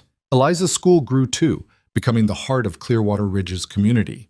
She taught reading and writing and mathematics, but also resilience and independence and the belief that circumstances didn't define you, choices did. Through it all, Colton watched his wife transform from the exhausted woman he'd found eating berries into someone stronger, surer, more herself than he'd imagined possible. And she watched him transform too, from the isolated hermit who'd survived alone for 11 years into a husband and father who'd learned that connection wasn't weakness, it was everything. They fought sometimes, about money, about parenting, about whether to expand the ranch or keep it manageable. Eliza was stubborn, and Colton was proud, and neither of them backed down easily. But they also laughed. They worked side by side. They built a life that was messy and imperfect, and more real than anything either of them had known before. On their 10th anniversary, Colton took Eliza back to the place where he'd found her.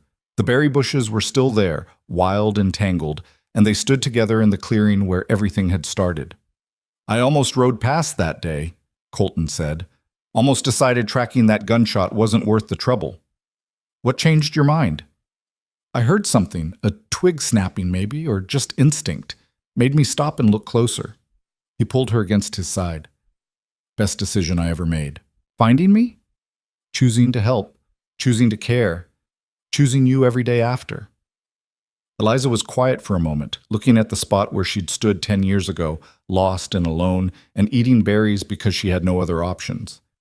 "I was so scared," she said. "I thought I'd made a terrible mistake coming west, that I'd die out here and nobody would ever know or care." "But you didn't die." "No, I lived. Really lived, not just survived. Because you gave me a chance when I had nothing. We gave each other a chance." They stood there as the sun set, painting the Montana sky in the same shades of copper and gold it had been that first day. And Colton thought about how one decision, one choice to help a stranger instead of riding away, had changed everything. Not just for him, but for Eliza, for their children, for the community that had grown around their unexpected partnership. People talked about fate sometimes, about things being meant to be. Colton didn't believe in that. He believed in choices, in the 1,000 small decisions that built a life one day at a time. He'd chosen to help a woman eating wild berries. She'd chosen to trust him. They'd both chosen to fight for a future together instead of settling for survival alone. And those choices had transformed two broken people running from their pasts into partners building something new. Not perfect. Nothing about their life was perfect. The work was still hard, winters were still brutal, and loss still came for everyone eventually. But they faced it together. That's what mattered. Years later, when their children were grown and Eliza's school had educated 2 generations of frontier kids, they still told the story. How their mother had trespassed on their father's land. How he'd found her picking berries, raised his rifle, then lowered it. How that one moment of choosing kindness over caution had started everything. The students who attended Eliza's school carried those lessons forward. That circumstances were just circumstances. That survival was possible, that building something good often started with the simple decision to help instead of turn away. Colton and Eliza grew old together on the ranch they'd built, watching Montana Territory become Montana State. watching Clearwater Ridge transform from a rough frontier town into a real community. They saw automobiles replace horses, electricity come to the valley, the world change in ways they'd never imagined. But some things stayed the same. The mountains still rose jagged against the sky. Winter still came hard and cold, and the berry bushes in that clearing still grew wild, marking the place where two lost people had found each other. On his last day, Colton was 83 years old, sitting on the porch with Eliza beside him, like they'd done 10,000 times before. The ranch spread out before them, expanded now, run by their son Daniel, with help from two of the grandchildren who'd decided frontier life suited them better than city living. "You regret any of it?" Eliza asked, her hand in his. "Not a minute," Colton said. "You?" "Only that it has to end." "Everything ends. That's what makes it matter." She leaned her head on his shoulder, and they watched the sun set one more time together. And Colton thought about the gunshot that had brought him into those woods, about the choice he'd made to help instead of ride away, about how the best things in life started with risk and trust, and the willingness to believe that broken people could build something whole. He'd lived a good life. Not an easy one. Frontier life was never easy, but a good one. Full of work and love and the kind of purpose that came from choosing to care about something bigger than yourself.